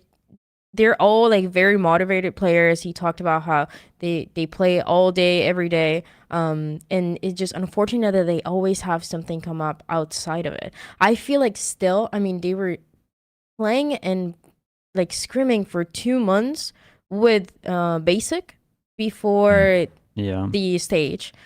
And even then, even if you are, you know, having to play with Adversa instead, I just feel like this team is not ready for some reason. And I feel like, honestly, this might be coming from the coaches that Brazil has. Brazil has insane talent when it comes to the players, and individually, you look at this roster, and it shouldn't be terrible. But I feel like the way that they're being guided is the problem probably for Furia, and it's happened for now a few years where you see the talent that Brazil has, but it feels like no one is able to develop it properly.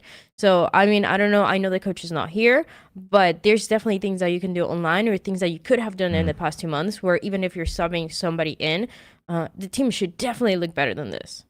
Yeah, I think I agree with some of the points you're saying. I do think the Sentinels looked pretty good as well, which kind of made it look a little bit worse. But there's definitely like little things that should just be better, even just from like a calming level. Like the third round on Icebox where they shoot the turret and then they get the luck through mid-tube.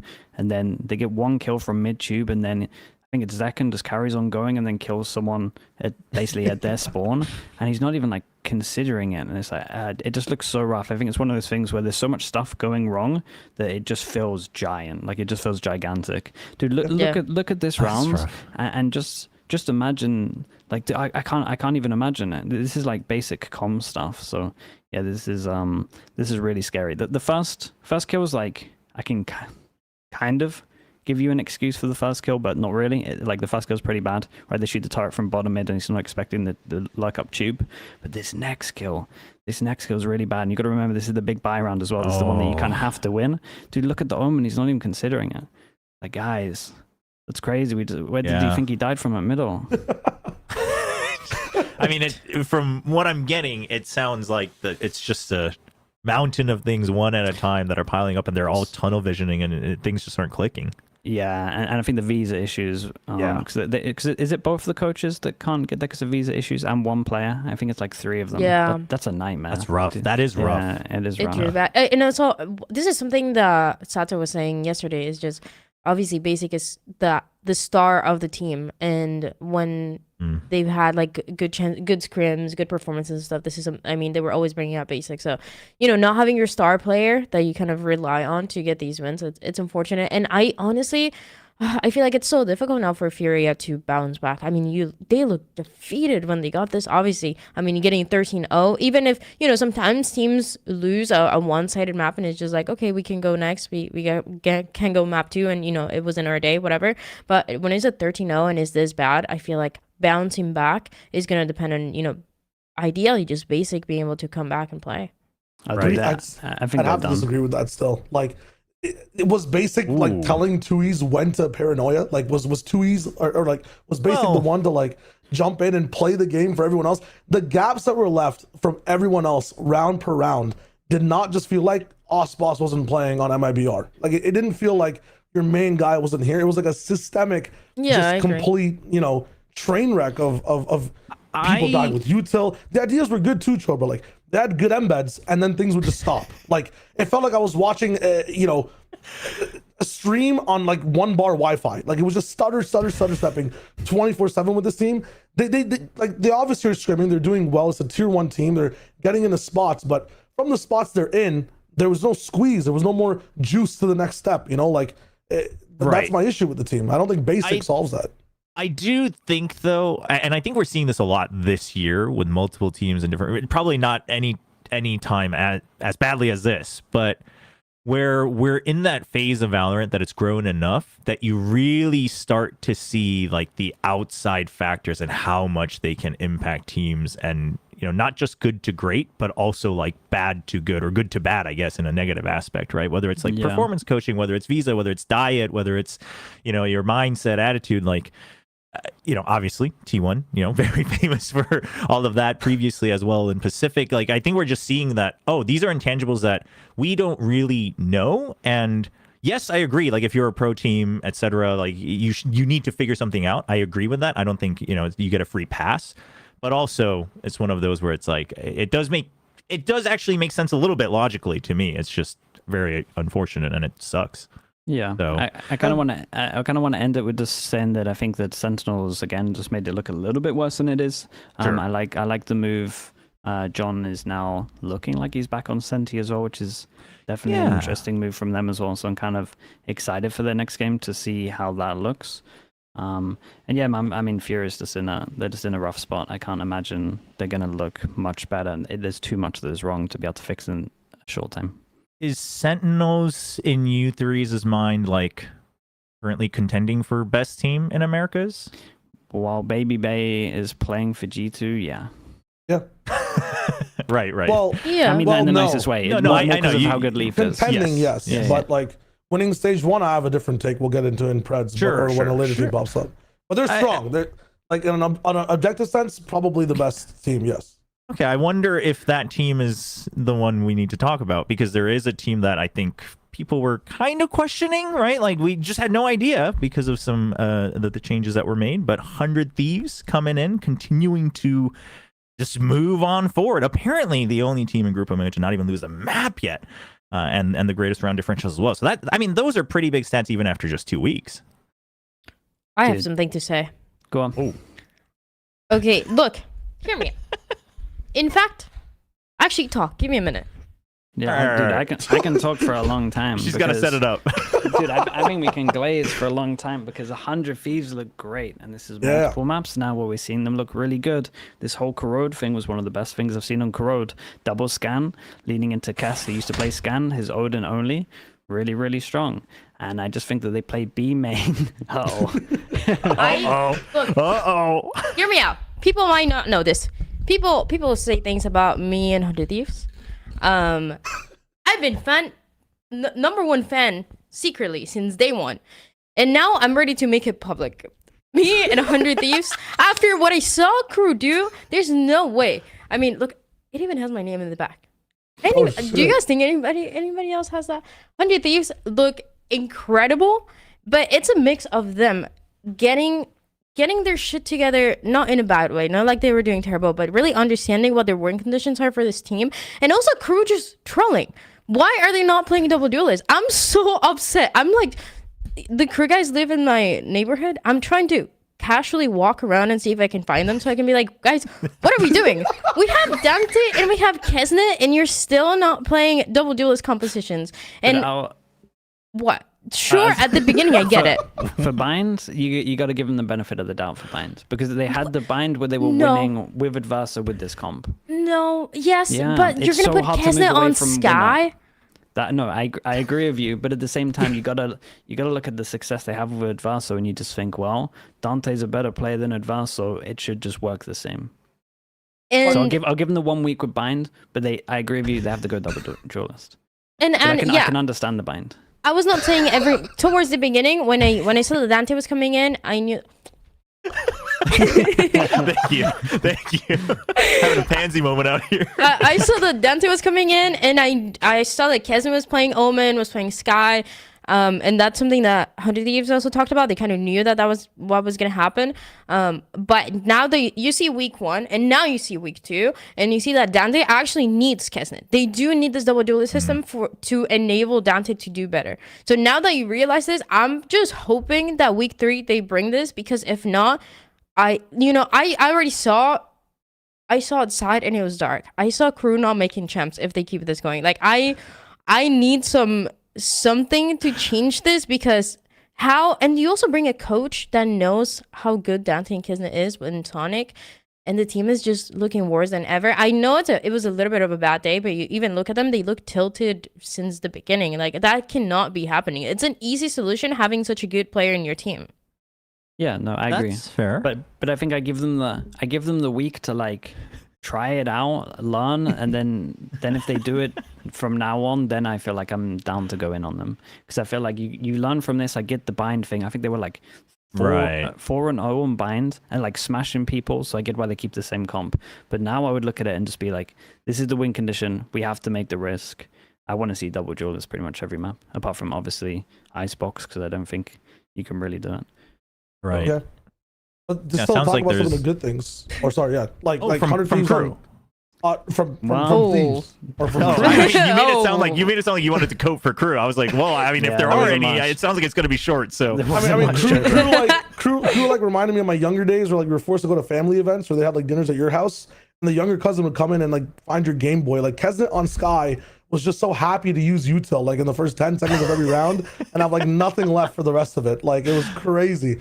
That was fun to see. But I was going to talk about just more of 100 Thieves and how much, like, you know, on the side of FURIA as well, how hard they made it for crew to play properly. Like 100 Thieves on Sunset last week looked so good, and I feel like they copy pasted a lot of the protocols of like playing in twos and how they were peaking as well, having Kess as like a savior of the round at times too, like in such good ways on all the maps now, on Bind as well. Like Dryad was talking about it, the way they fix things, not like things were like in the bin by any means, but this map, night and day difference between the 2 weeks, and things looked really good for Thieves. That's Go on. Yeah. No, I just wanted to ask a little bit, and maybe you were about to kind of help answer that question, but because when they made the announcement about Bustio and Kess and whatnot, it seemed like they were really just trying to temper expectations, right? Of like, hey, we're just like trying to work with the best we got. We just think this is our best shot. We're just going to play the best we have. Not a lot might change, etc. And it looks like, I mean, as you guys are saying as well, but also just the clips that I've seen and the talk around town is that they look completely different. No, Yeah. they And look so- really good. Yeah, where do you think that's coming from, Sliggy? So I think you do have to do a direct comparison between Bustio and Cass, and I just think the Cass brings a lot more in terms of the fragging. I think it as well, they're like leaning into the role stuff. Like you could think that it's like a little bit weird with the roles, but actually Cass looks like a very good flex when they can play double scan, which they went for on Corrode, which again I love at the moment. I said in the video that I thought people would try and do this on this map. You got paper thin walls, you've got to be leaning onto double scan if you can, if you have a good team for it. This guy's so good with Odin. This is the first time we've seen a team play B main properly. It's like when the first team used B main, like on B on Ascent, and someone got an Odin out and they spam through the wall, and everyone was like, oh shit, we should have been doing this for like the past year. It's literally that, where they just do it on B, and it's like, oh, this wall's spammable, and they would like spam the Odin, and then they would have the Yor just baiting on the other side, ready to actually like take a shot and get out of there. So I really like a lot of the stuff they're doing, and at the moment everyone's popping. Everyone's looking really on form. Xander as well is making like so many big plays. The calling looks good, and people are calling it a honeymoon period and stuff like that, but who gives a fuck, man? EDG won champs with a honeymoon period. Like EG won it with a honeymoon period. Who cares if it's a honeymoon period? They look incredible. If they had played to this level and it was like, say they were at Toronto, they would have got top 3 for sure. So if they can keep this level up, they're on a great path right now. I agree. I feel like not many. It's so impressive to see how well coordinated they look, that not many teams can make us feel that. Like maybe you see kind of evolution over time, but the way that they look is just so clean. You can tell the amount of time that they put into these maps as well. And I feel like 100 Thieves, we've always thought of that map of Bind that they used to play like a year, 2 years ago, and the fact that they're able to bring something slightly different, but also adding so much more. It's so cool. Even here in Korea, like you're saying, the double initiator was interesting because we've seen kind of other approaches, and crew just kind of had no idea as well on how they wanted to play this. We kind of expected a little bit more aggression compared to last time and what they were doing.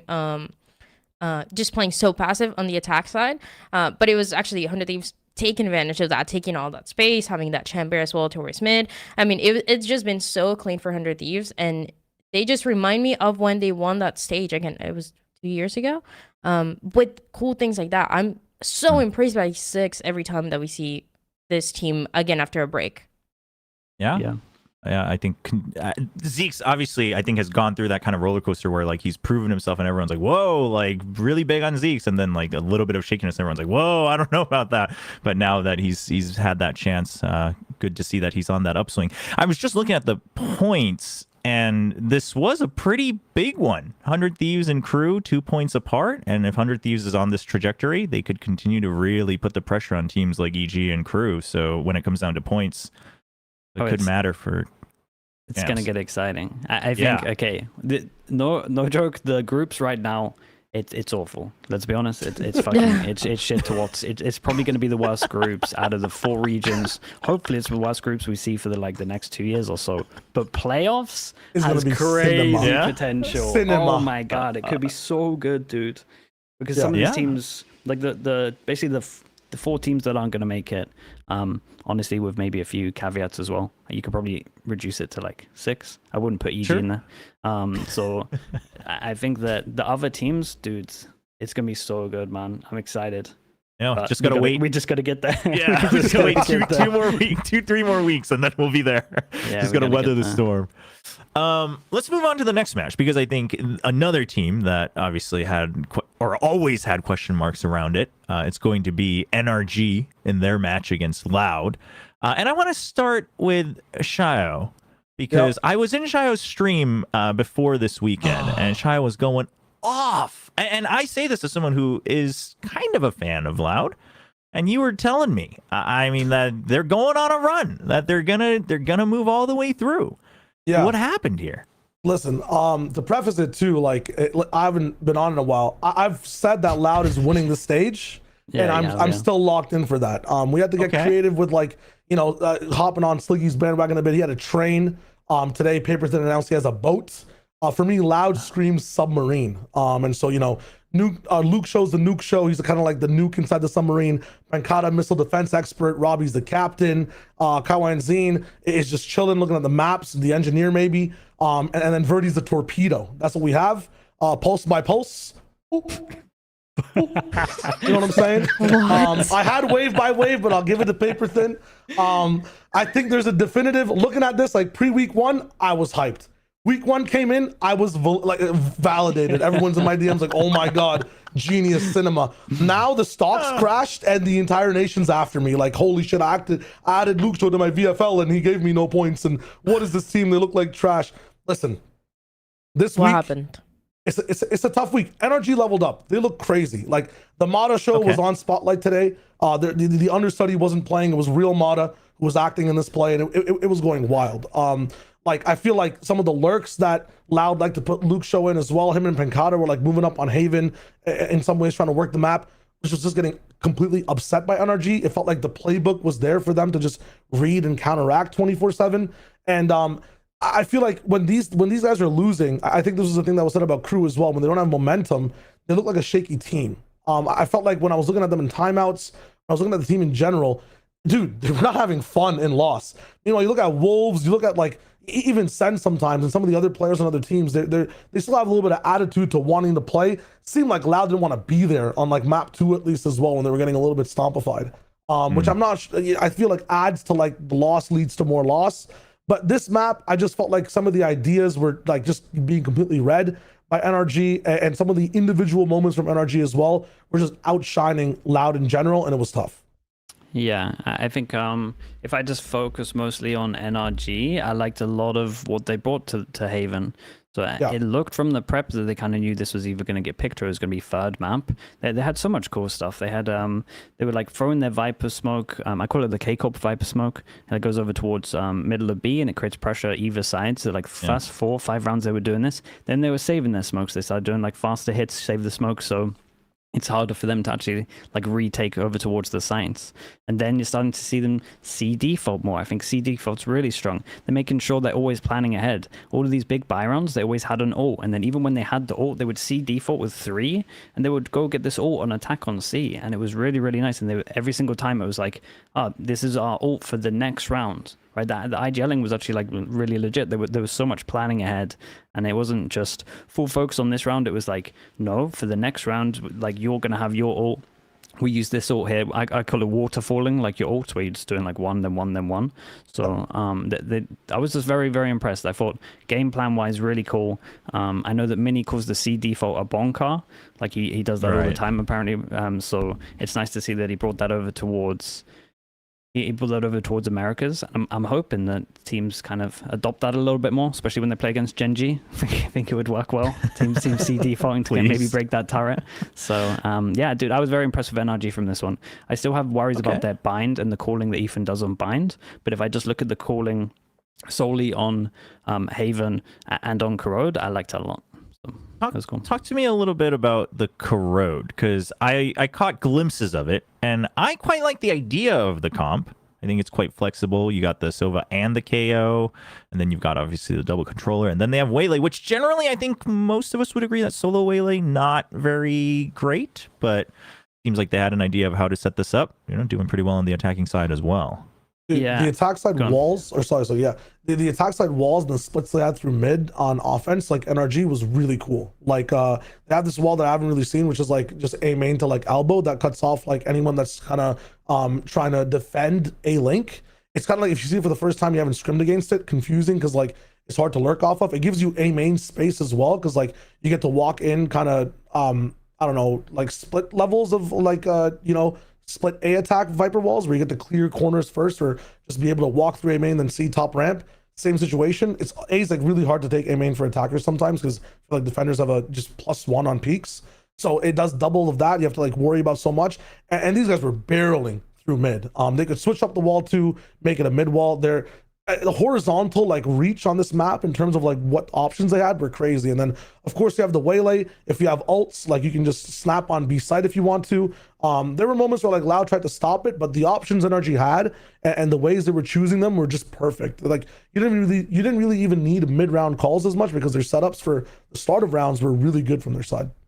Yeah, and I think these days, again, we mentioned it earlier, if you have a KO, I need to see like a lot of nice stuff to warrant that you're using a KO. There's a lot of good flashes from Ethan to be like fighting places. Yeah. If we're just focusing on Corrode as well, my main thing that I was annoying when I watched Loud is like if I just highlight Robbie BK's calling, I think he can kind of lean heavier onto when he has ults. I think that's something that so I think Kawanzin got his ult on the 15th round.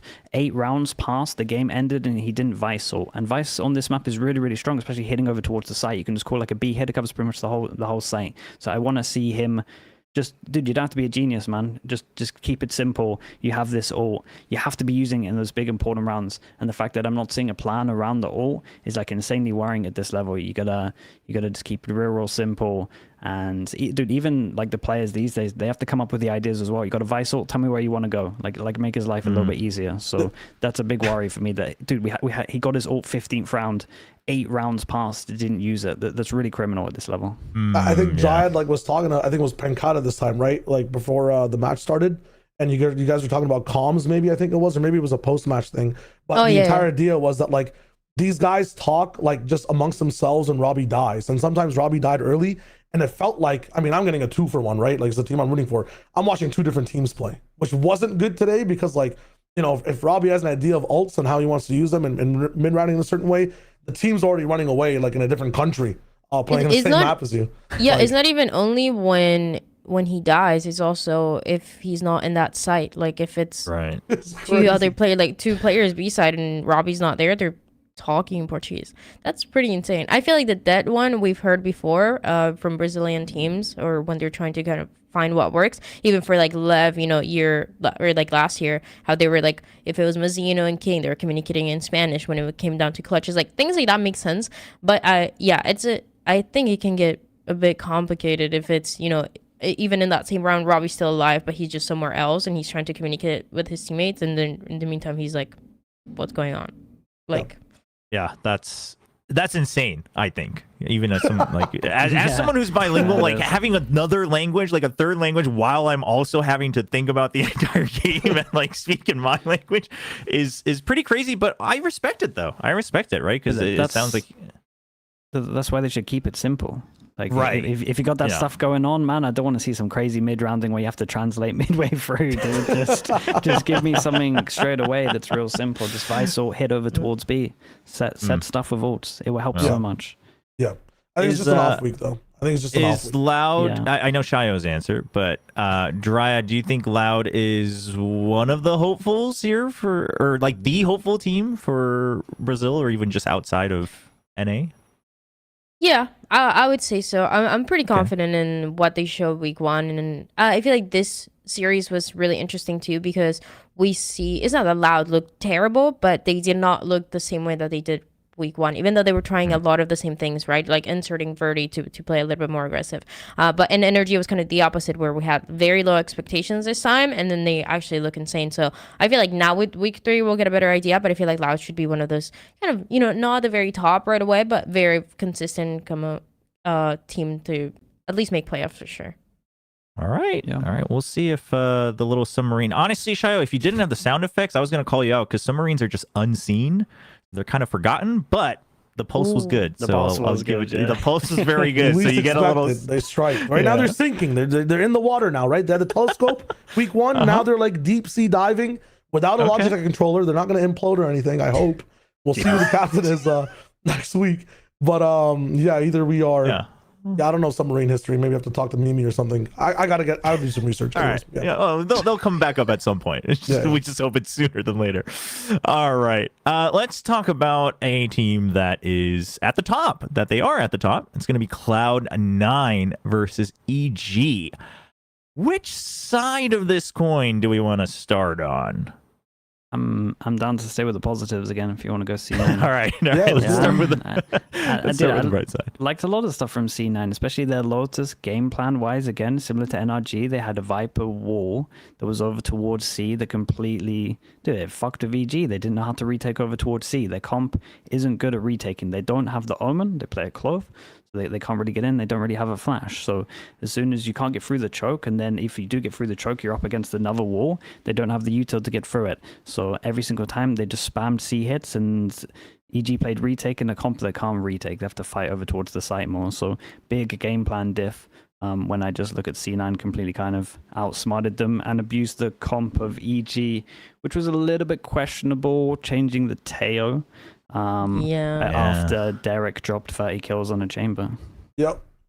I feel like this was something specific for this matchup. Like I feel like Potter maybe would do something like that where they're willing to, because this is the same combat that they were playing stage 1, and the only change that they made week 1 when we saw it was obviously that chamber that did insane for Derek. But I feel like it is something that she would do maybe of like, okay, having a read on the other team prefers to go for the Tejo. I definitely still feel like the chamber was adding so much more, but I feel like if we see another week or another team, I wouldn't be surprised if she goes back to the chamber without it being like, oh, it's not because Tejo didn't work, but because it's the strategy that we have depending on who we're facing.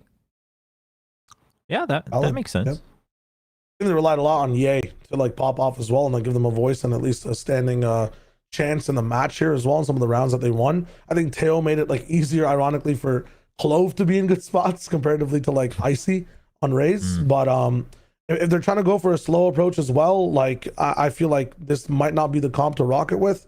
I'm not sure what it is. Maybe let the 30 kill guy have another week, see what it is.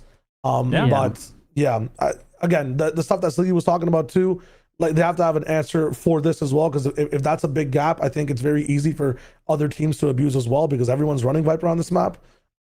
There's some questions, but I don't think EG are like down in the dirt, so to speak. Just another tough, like I feel like a lot of these 2-0s for these like mid to better teams tough week, man. Like there's a little thing you have to fix. It got abused, and then suddenly it's 2-0. Yeah, Just a bit of a difference. They gotta clean up some of the rounds in terms of EG. I don't know if you can find it at one point, Kurt. There's a round on attack. It's relatively near the end. Fade has an ult and Raze has an ult, and the Fade goes over towards A from EG. Fade ults all of A. It doesn't hit anyone, and then they insta pop the Raze ult into the site where they know no one's there, and it's like you're playing up against so many ults that you have to save that ult for when they try and retake, and it's just those kind of stuff that at this level, dude, you're gonna lose against a team like C9. So yeah, on top of the game plan stuff, you're misplaying also. I don't think they stood a chance here. I'm really worried for EG. I don't think their comps look great, and I don't think they're playing great other than like certain rounds, like certain individuals are sometimes stepping up, but it's just not consistent. Dude, look at this. Fatal goes in, doesn't hit anyone, and then we go over towards him, we insta raise or hit sight. Like, you know it's clear. Like, where are you looking, bro? I was just about to say that. Now we got it. I was just about to say, because I had your stream up, Sliggy, while I was taking care of some other stuff, and I just heard you talking, going on about this round of like, what are you doing? What are you looking for with the Razor? Piss me off, man. Look at how many ults he's up against. He's up against a Vice ult. You're not going to have a gun in a second. Save your ult. That's the big one. Like, it's absolute madness, honestly, it really was. And it's such a big pivotal round. You got to eco if you lose this. Like, you deserve to lose when you play like this. It's shit to watch. Yeah. Just it seems like a small mistake at the time, but obviously massive snowball because it can really change the entire rest of the map. It's just all understanding from like these. I kind of said it on my stream the other day. Like, I'm not saying this is the same for every region, but like you have like the top 6 teams and the bottom 6 teams. There's a big difference of all understanding, like from the top 6 to the bottom 6 in majority of regions. Obviously, like it changes a little bit with some teams, but some of the old stuff I'm seeing from these lower teams doesn't work like this anymore. You got to be better. What about? I know we talked briefly about it, but C9 is this? I just feel like it's that narrative, right? Every time, is it because it's groups, or is there something more to hope for this time? Like, are we seeing anything different from how they're winning? I mean, FURIA week 1, like Well, yeah. Dude, they haven't been tested. Yeah, and then like EG in this week, like I just feel like they found pressure points and like weak points to rock with, and there's like week 2, like people are trying things, not trying things. I feel like EG kind of just stumbled, and C9 pushed forward. Their Haven looked really good in terms of like the way they can have momentum and keep rolling in. At the same time, like or on attack. Sure. But my thing with this Haven 2 is that I felt like I was watching a game from like 2022 or 2023. It was just awkward, slow, weird in team play, and then like one team just completely runs out of stamina, the other one rocks in, not in the cleanest way, but like momentum wise just carried it all the way through. And does bad plans into rounds. Playing against Viper Comp's been here since 2023. The guard made it very popular. How are you playing retake on A against the Viper? Yeah, guys, let's retake against the Viper smoke. It's going to work really well. Really, really well. Let's all run through the Viper smoke. We've got a lot of HPs into an insane crossfire. I just can't understand some of the rounds that I'm seeing from EG. All right. Well, EG, hopefully they clean up some of those that kind of known mistakes, and we'll see. Cloud9 still hasn't lost a map, but as you guys have said, not truly tested yet. And I think as we go through our predictions later, we'll find out if we think they'll be actually tested or not in the coming week. We had one last match though in week 2. And this one, MIBR versus LEVIATAN, and kiNgg goes nuclear. Supposedly, because I haven't watched it. No, he went. He went crazy. He was insane. He was insane. He went crazy. How many? He had 9 3Ks, I think, Chobra. He had 9 3Ks in 2 maps. I think that's right. Yeah, dude. What the fuck? Crazy. That's insane. That's actually crazy. Wow. Okay. Well, how did that? Is it just kiNgg going crazy, or was it the team overall? No, everything. I think the team looks so good. This is like a new version of Lev that I feel like we haven't seen in a long time, or maybe just ever. I think it's a mix of kiNgg has always been very insane mechanically. I feel like we just kind of forgot about him a little bit because Lev were struggling. But when we always thought about IGLs that were really good and one of the best mechanically, kiNgg has always been part of the conversation. That's why back in the day he was still even playing a double duelist. He was playing the race while he was also calling. And they went through that period of what we saw in stage 1, where he wasn't even IGLing towards some of the later matches. But now that he's back, I feel like he's more comfortable than ever. And he loves having a guy like Sato that is not only, you know, the little like kind of vibes merchant for the team that is always hyping him up, but also just somebody that he can kind of say what to do and like enable him for success. And kiNgg has always been great at having younger players coming in and having to teach them the ways of how they're going to adapt to the team. And even with the system that they, because Com talked about it, the system they already have with Com and the way that they call these rounds for both of them, is just such a good combination for the team. It really made me a Lev fan watching this again. Yeah, it's the first time where the vibes look good. It's crazy what Sato brings to this. Sato he just seems like an awesome pickup, man. He's just fragging so heavy. He's funny. He's a good personality. He's like great for the game. He looks great for the team. He's like the biggest hype man. Like every time kiNgg was getting a free K, he was acting like it was the most insane thing he's ever seen. But it's like it's so genuine that you're just like, oh, this is awesome. So and then he does it himself, and he's just like, yeah, chill. Guys. He's awesome, man. I'm liking what I'm seeing from this team. It looks it's just rejuvenated, man. They're great pickups. I think it was oh yeah, go ahead. No, I was about to say the only thing I saw from this game was Sato's emote face that he was looking on the camera. Yeah. I was like, well, that looks. I mean, that looks. Dude, it's so he's so funny. How is that possible? Oh my gosh, it's so good. But go ahead, Shai. Yeah, I was saying like on the like their match point post game, or I don't know what it's called when they're in the other arena. I think it might be the same thing. It was like Sato and Tom who were like together, and like the vibes from them were just amazing. The way they were talking about each other too, like was really fun, just in terms of, you know, younger brother, older brother dynamics, and like they seem to be having a really fun time overall. Okay. Yeah. The one thing as well that I will say, which was like kind of telling, for like a bit of history of kiNgg, he said something in the interview where he said, this is the first time where everyone in my team is like properly listening to me. I think that I may be saying it out of context slightly, but it basically was just like, this is the first time where everyone on my team is like giving me the full respect and they're on the same page. Considering he's been playing since 2021, that's an insane statement.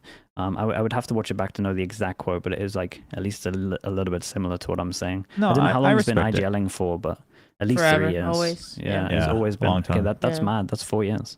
I mean, I respect you taking a page out of the T1 translator book of potentially just getting completely wrong. Covering myself, who knows? But it was a little similar to that, yeah. Right. I mean, obviously, I'm sure he meant it in a positive light of like that.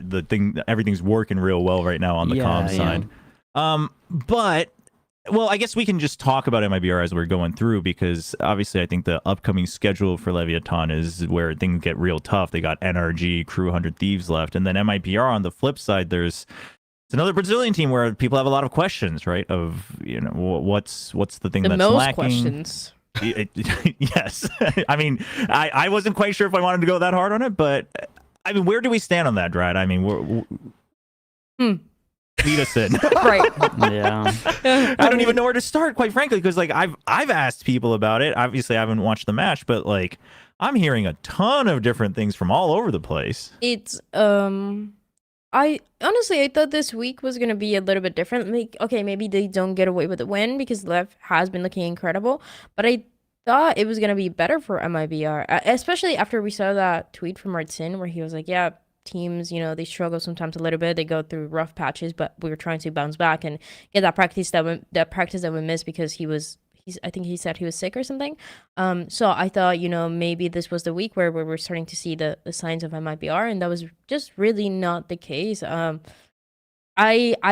like the vision of, you know, the compositions as double duelist. I think Artsin was kind of the biggest highlight of that series, but there's just clearly some pretty big internal things going on, and it's not even, you know, people try to not speculate, but it's just, you're seeing it and everybody's talking about it, and you know, the players are not even like trying to hide it. Or I mean, the biggest thing that they did to try to hide it was just like Artsin just saying this, trying to come forward and be like, okay, this is what's happening, there's nothing deeper than this. And it just, I don't know, it's not about the players individually, obviously, I think we know about that, but whatever the issue is, can they solve it? Can they fix it in time? Can they become friends again? Can they, I don't know. Yes. Yes, they can. Yes? I believe. Yeah. Yeah? Like the oil will always keep falling until you scale the castle wall. Like we talk about in medieval times, right? These guys are on the ladder. Even if they're all the way right at the very top rung, they're still not over the hump. And that's just what this week is, right? Like they swapped in Artscene off of the IGL role. Verno, listen. Lots of oil, long I don't think ladder. I'm climbing that Give us wall some if the time. oil's falling, man. I don't think that's They possible. gotta. In making these changes, the oil falls, man. It's hot. It's annoying. It's slippery. It's getting everywhere. But they're still climbing the rungs. Like I think today there was a big switch where Verno was IGLing. Like I think they had a good choice in making that switch too, because he's been like the most consistent person in terms of vision in the past when they were losing as well. Like he's in the right spots to get kills. He's, you know, the Bait City allegations are there for every player that's always last alive, but he has a good pulse on the game on where to be, and maybe they were leaning onto that. I'm just looking at gameplay stuff over time as to can someone else lead the team. What I don't really like is just the overall approach that Artscene had to Yoru and the double duelist comp they had in general, because half the time he was dying like with still more than 75% of his kit still active on Yoru, like not used. Like he had a flash still. Sometimes his clone was up before he died as well. Osboss, I feel like, should have had more room to play in general, but was still being used as a scapegoat. Like I'm not sure if Raze is going to be the wave. I know he played a lot of Neon in the Tejo meta, but like the way he was playing, I feel like he got more in what he was doing with that Neon pick. So I think this is another, like, you know, we experimented with the menu, but this is not the final MIBR restaurant yet, right? Like we're looking for like the Bear season 5 now to see if they do even better type shit. Like I don't know. There's time. There's time. We got some more matchups. Is there time? It's week 2. I think there's there's time. only 3 matches. I mean, there's time, but there aren't enough matches. There's time. You got Man. There's nothing to time. say to There's that? time. I have hope. I have hope. They I gotta have win hope. 2 out of 3 I to make don't playoffs. know. Yeah, like let's look at the teams. 100 Thieves. It's That's what me, man. Look at the teams. Listen, in my opinion, we'll get to it in Preds. I have a strong opinion about the next match. Okay. Right. NRG, flip or flop. You let me know, because 1 week they're good. Now we just kind of glaze them a little bit, and they're looking really, really good now. But Oh, so what peak of comes MIBR next? could be higher. I'm high on the Cope right now. It's crazy. They're Okay, gonna lose to then. Loud because Loud's winning the stage, of course, but they're gonna win the other 2 maps. I find that kind of crazy because I'm looking at MIBR thinking stuff feels like it's going wrong. There looks like a lot of stuff in game going wrong. I'm not sure if there's stuff out of game. We'll never know. But from the vibes and how they're playing, it does at least lead me to start thinking that way. Have you got something, Dryad?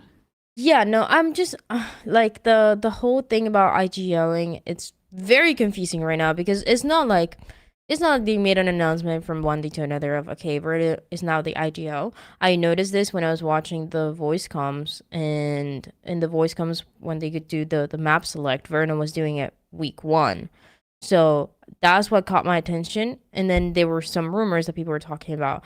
What the team said is that they're co-IGLing, and something that I feel like, because when we talked with Verno for interviews, he's really quiet, honestly. So it was kind of surprising. But then when we interviewed the Cloud9 players, they were saying that Mitch, when he was playing in the Oxygen team with Verno was always kind of that second caller, very vocal about the team. So it does give me a better indication of, okay, Verno's actually contributing and does have that experience of like talking a little bit more with the team as maybe not as a solo IGL.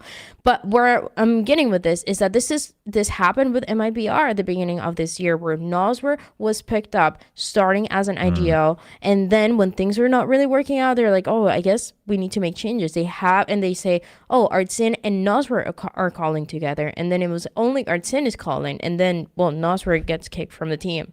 So if they're already playing with this idea, I just hope it's something that they want to finalize the year with, of, okay, we're going to have this either co-IGL system, or we're going to have only Verno or only Artsin, but it's not just like changing it around to hope that something's going to happen, or like to see if, the problem is the IGL, because it's clearly something way bigger than that. Right. Yeah, no, I think that's the thing. It's a giant issue. There's something like the IGL stuff is just, I think, just starting. It's just the tip of the Surface. iceberg. Yeah, because dude, I'm looking at how they play. I see I see no rounds where they're playing as a team. I'm seeing double duelists. I'm seeing Verno being the most aggressive, trying to entry on attack, trying to like lead by example kind of vibes. I don't think I'm fully on top of the double duelist with Aspas. I guess just never opping again. I think that's a little bit of a bold one. And dude, they just don't play as a team. It's just every single time you watch this game, it's just so it's just one person trying to take 50-50 duels or trying to fight everyone. There's no team play here. They got to fix, and it's fixable. But right. I'm just worried that it's bigger than it looks of just in-game stuff. But yeah. they got to fix it now. It's like now or never. So the star players have to step up, really. It's the brutality of the VCT format, right? It's just like we only had 2 weeks, and it's like, well, you only got 3 matches left, and we can believe in them, but we won't know, and then we may never know because there's only 3 matches, and it's very hard to tell those big things from 3 weeks. But all right, we'll see. I mean, both MIBR and Lev, they got the bigger matches coming up, it seems like, for the remaining weeks. So we'll see if we can see some changes, good or bad, on both of them. But that wraps it up for week 2. So now we have to move on to our week 3 predictions. And hopefully it's a bit spicier than the actual results of week 2.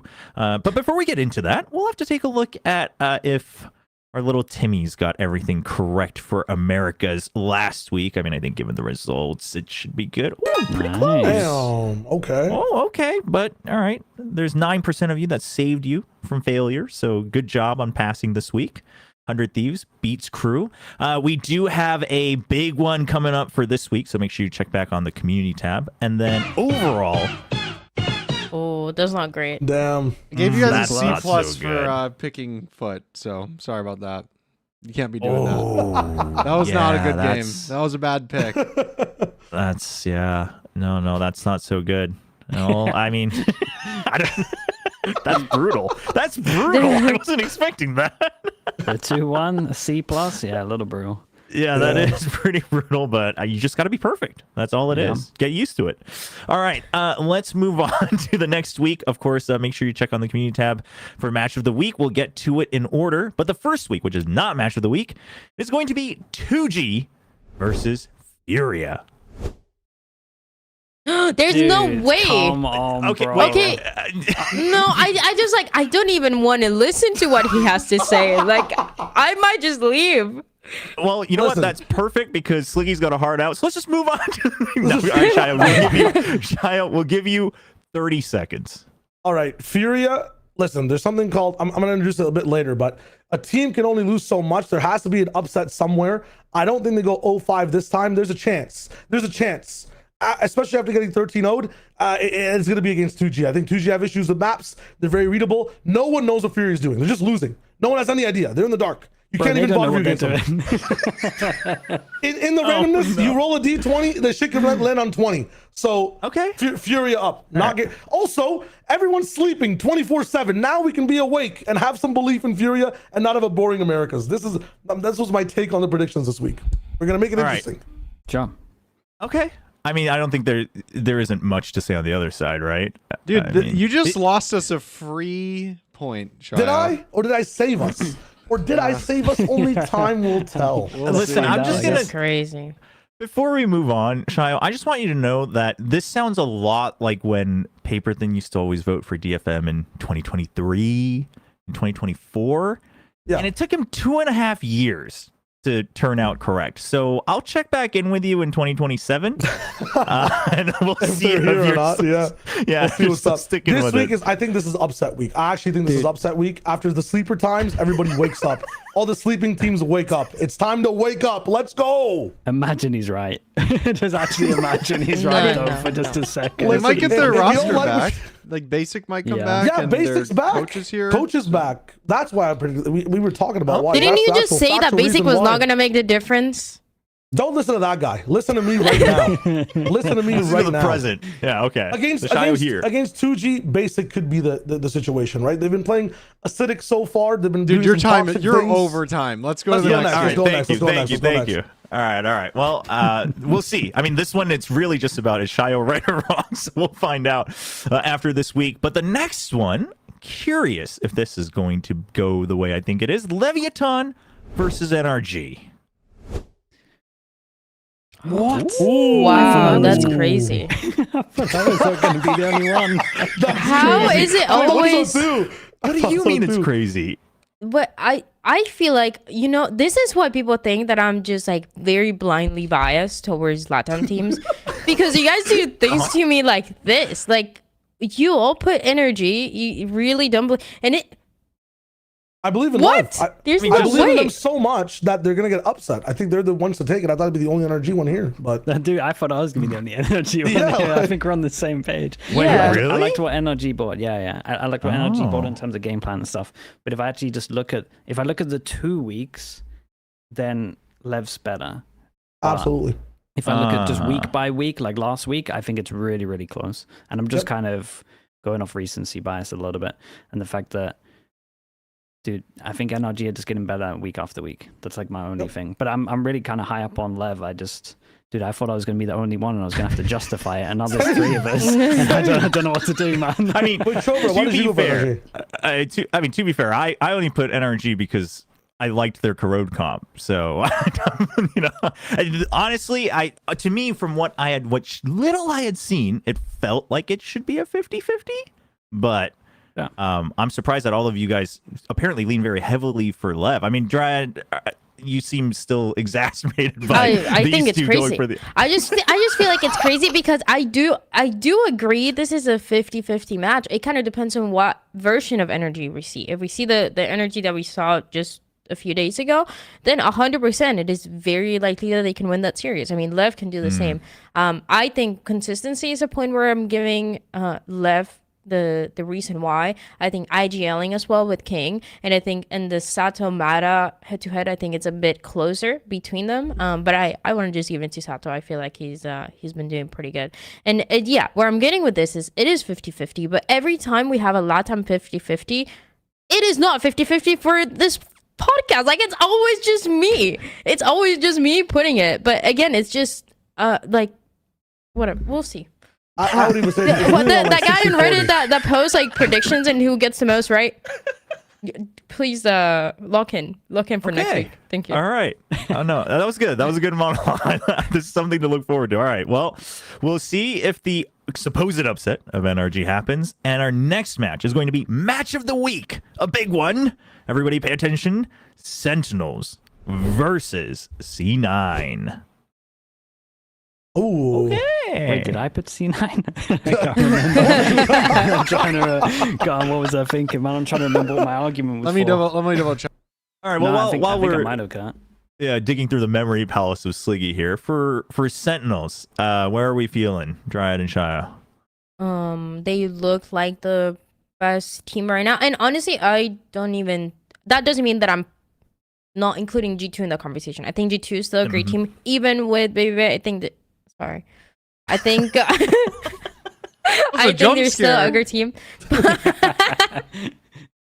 But it's just Sentinels has been looking great, and I feel like something that they have that no other team has and really impresses me when I interview them is that teams are like, yeah, we're not trying to put pressure on ourselves. We're not really taking the pressure of the community. We're just kind of doing it and like handling it match by match, round by round, whatever it is. But for Sentinels, they always have a very different story where it's like, if we don't have dominant maps, if we are not winning every single match, we are disappointing ourselves. And that is a level of pressure that they're adding to themselves where they want to be the greatest team. And I feel like they do have the formula. I feel like they understand that you cannot just play very slow rounds every single time. You cannot play slow maps every single time. You need to switch it up a little bit. That's why they still look like the best Kuro team that we have. That's why second since stage, I mean, he always has been an insane player, but I feel like they're trying to enable him more to get a little bit more aggressive, to get a little bit more explosive, which is exactly what Celsius talked about. Just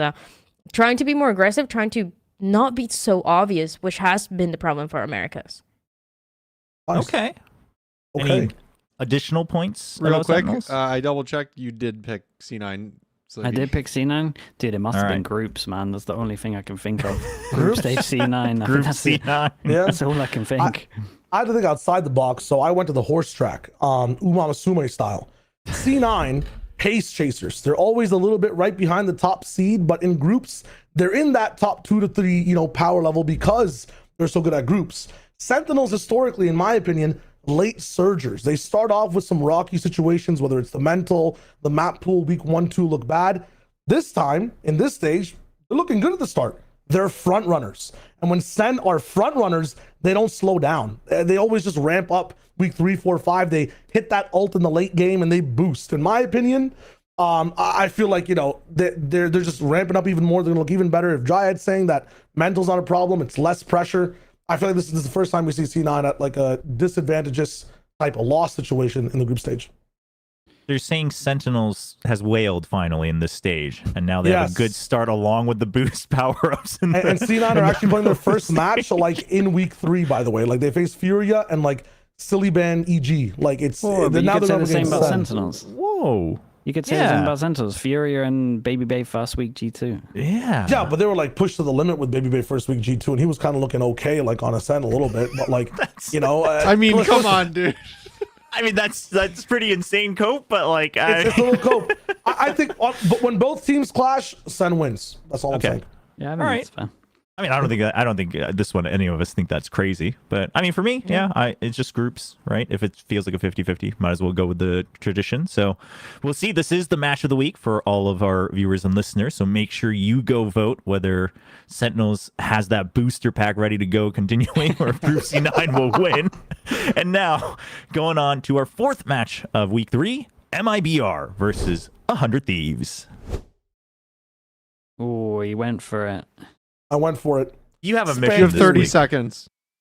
Spank theory. Spank theory is a theory where a team can only get spanked a certain amount of rounds before they get turned on, get hard, and fuck the other team. MIBR has been spanked for 2 weeks. It's ready to go. Let's fuck. I'm ready. I'm down. I should have given you, know what? 1 We're second. cutting off. We're cutting off. That's it. That's it. We're done. The 30 I should have given you 1 second. We're going to the next game. We're cutting down. Next, G2 esports versus EG. Bring us in, Kurt.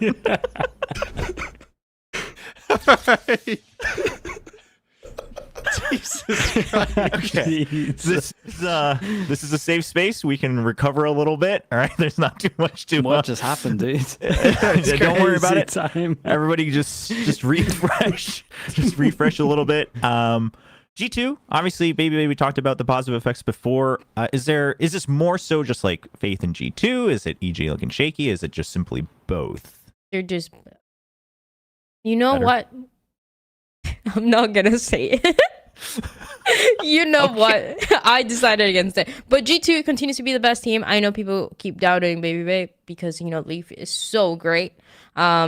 But I mean that doesn't matter. The team is still great. The structure is still there. They're implementing Baby Bay in different ways of like trying to make him a little bit more flexible as a player, trying to add him into these fights, and yeah, they should win. I mean, I know it seems like a massive change, obviously because of Leaf, but relatively for how good the team is, it's a player that is able to adapt the best that he can. So they should be fine no matter who they're facing. Anyone concerned that we all voted G2? No. No. Okay, so we're all like chilling. super positive. I just can't even pick EG with how they look. All right. The only team I'd pick him against is FURIA right now. I'm really down on him. Wow. Damn. Okay. All right. Well, then on that downer note, moving on to the last match of the week, Loud versus Crew Esports. Ooh. We've had a lot of 3-1s this week in Americas. Yeah. Okay. Well, I mean, I know you like Crew, so that we know. But what else, Sliggy? I'm hoping that last week was the wake up call. It's the okay, we know the win condition. The win condition is now play double duelist. So I'm hoping that Kesnet in my VFL isn't going to give me 1 point for a supposed duelist role, and then instead he's going to give me about 20 points this week. And yeah, I just think that they'll lean double duelist, at least on the maps they can. So I'm expecting in the short amount of time them to look at the maps where they're not playing double duelists and just focus on them. If they don't, do you still have some faith in Crew? I think that 100 Thieves are playing so good that it made Crew look worse than they are with these comps, yeah. But I think without the change, I think it's like a pretty close game. But I think with the change, I think Crew are favorites. All right. Yeah, Dryad, what's your take on this one? Crew. This is my version of a protest until you wake up, play double duelist. I agree with everything that Sliggy was saying about, you know, I hope that was the wake up call what happened in that series. But honestly, I don't think it was. I think they're gonna need one more loss against Loud, and then they're gonna realize, the double duelist is the way. The only way I see Crew winning that series is if they have a very similar map pool to what they had in the first week. Also, please don't pick Corrode again. Please. Because they already did it week 1, week 2. It didn't look good. That's the map that MIBR won week 1. They're trying it again, and unless you're going to do the first thing that you did in the first few rounds of Corrode in that last series, where you're trying to play an Explorer mid a little bit more with that Viper wall, if you're going to be playing that standard, I actually just don't think there's a chance Crew can win that. So this is my version of a protest. I will keep predicting Crew to lose until they switch to double duelist compositions, or they have a map pool that benefits Tesnet and Dante both at the same time. So I don't. Yeah, that's fair. I don't think I've ever felt this sad listening to someone talk on Blackjack before. That was really heartfelt. I mean, I think you see that's this? the message. And then you see me in the audience with a Crew jersey and like a sign. So it's a love-hate relationship that we've been having with this team. So it's all good. I think they're great. Oh no! That just makes it so much worse. Well, I mean, hopefully this message reaches them, because we're gonna need that big change. But all right, that's gonna be it for the Americas matches. Once again, for those of you watching and listening, make sure you vote on the match of the week: Sentinels versus C9. Try to get something better than a C+ this time, please. All right, that's going to be it for all the regions that we have prepared. But of course, that's not the best part of the show. The best part of the show remains. It is going to be Wyatt's Weekly Award. It's Wyatt's Weekly Award.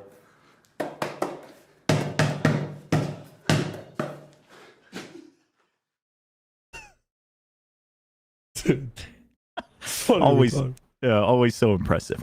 This week's Wyatt's Weekly Award, we didn't have too many strong candidates, but there was one person who has achieved something that I probably never will. And so I think, not that I'm the standard for Wyatt's Weekly Award, but I thought they deserved an award.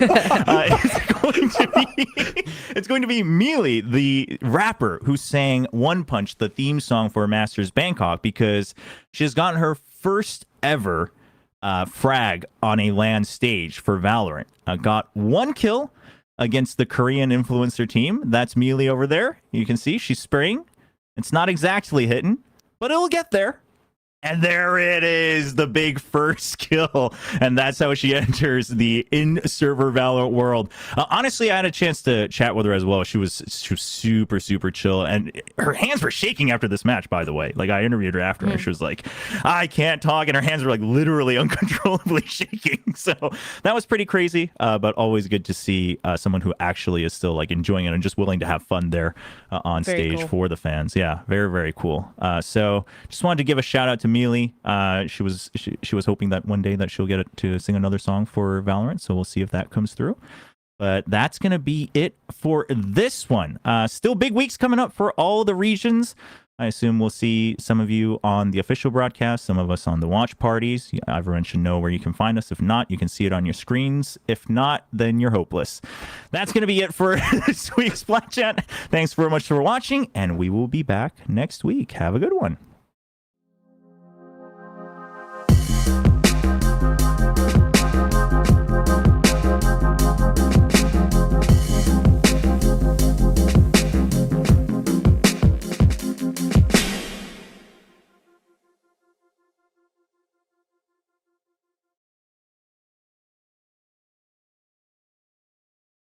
Thanks for coming.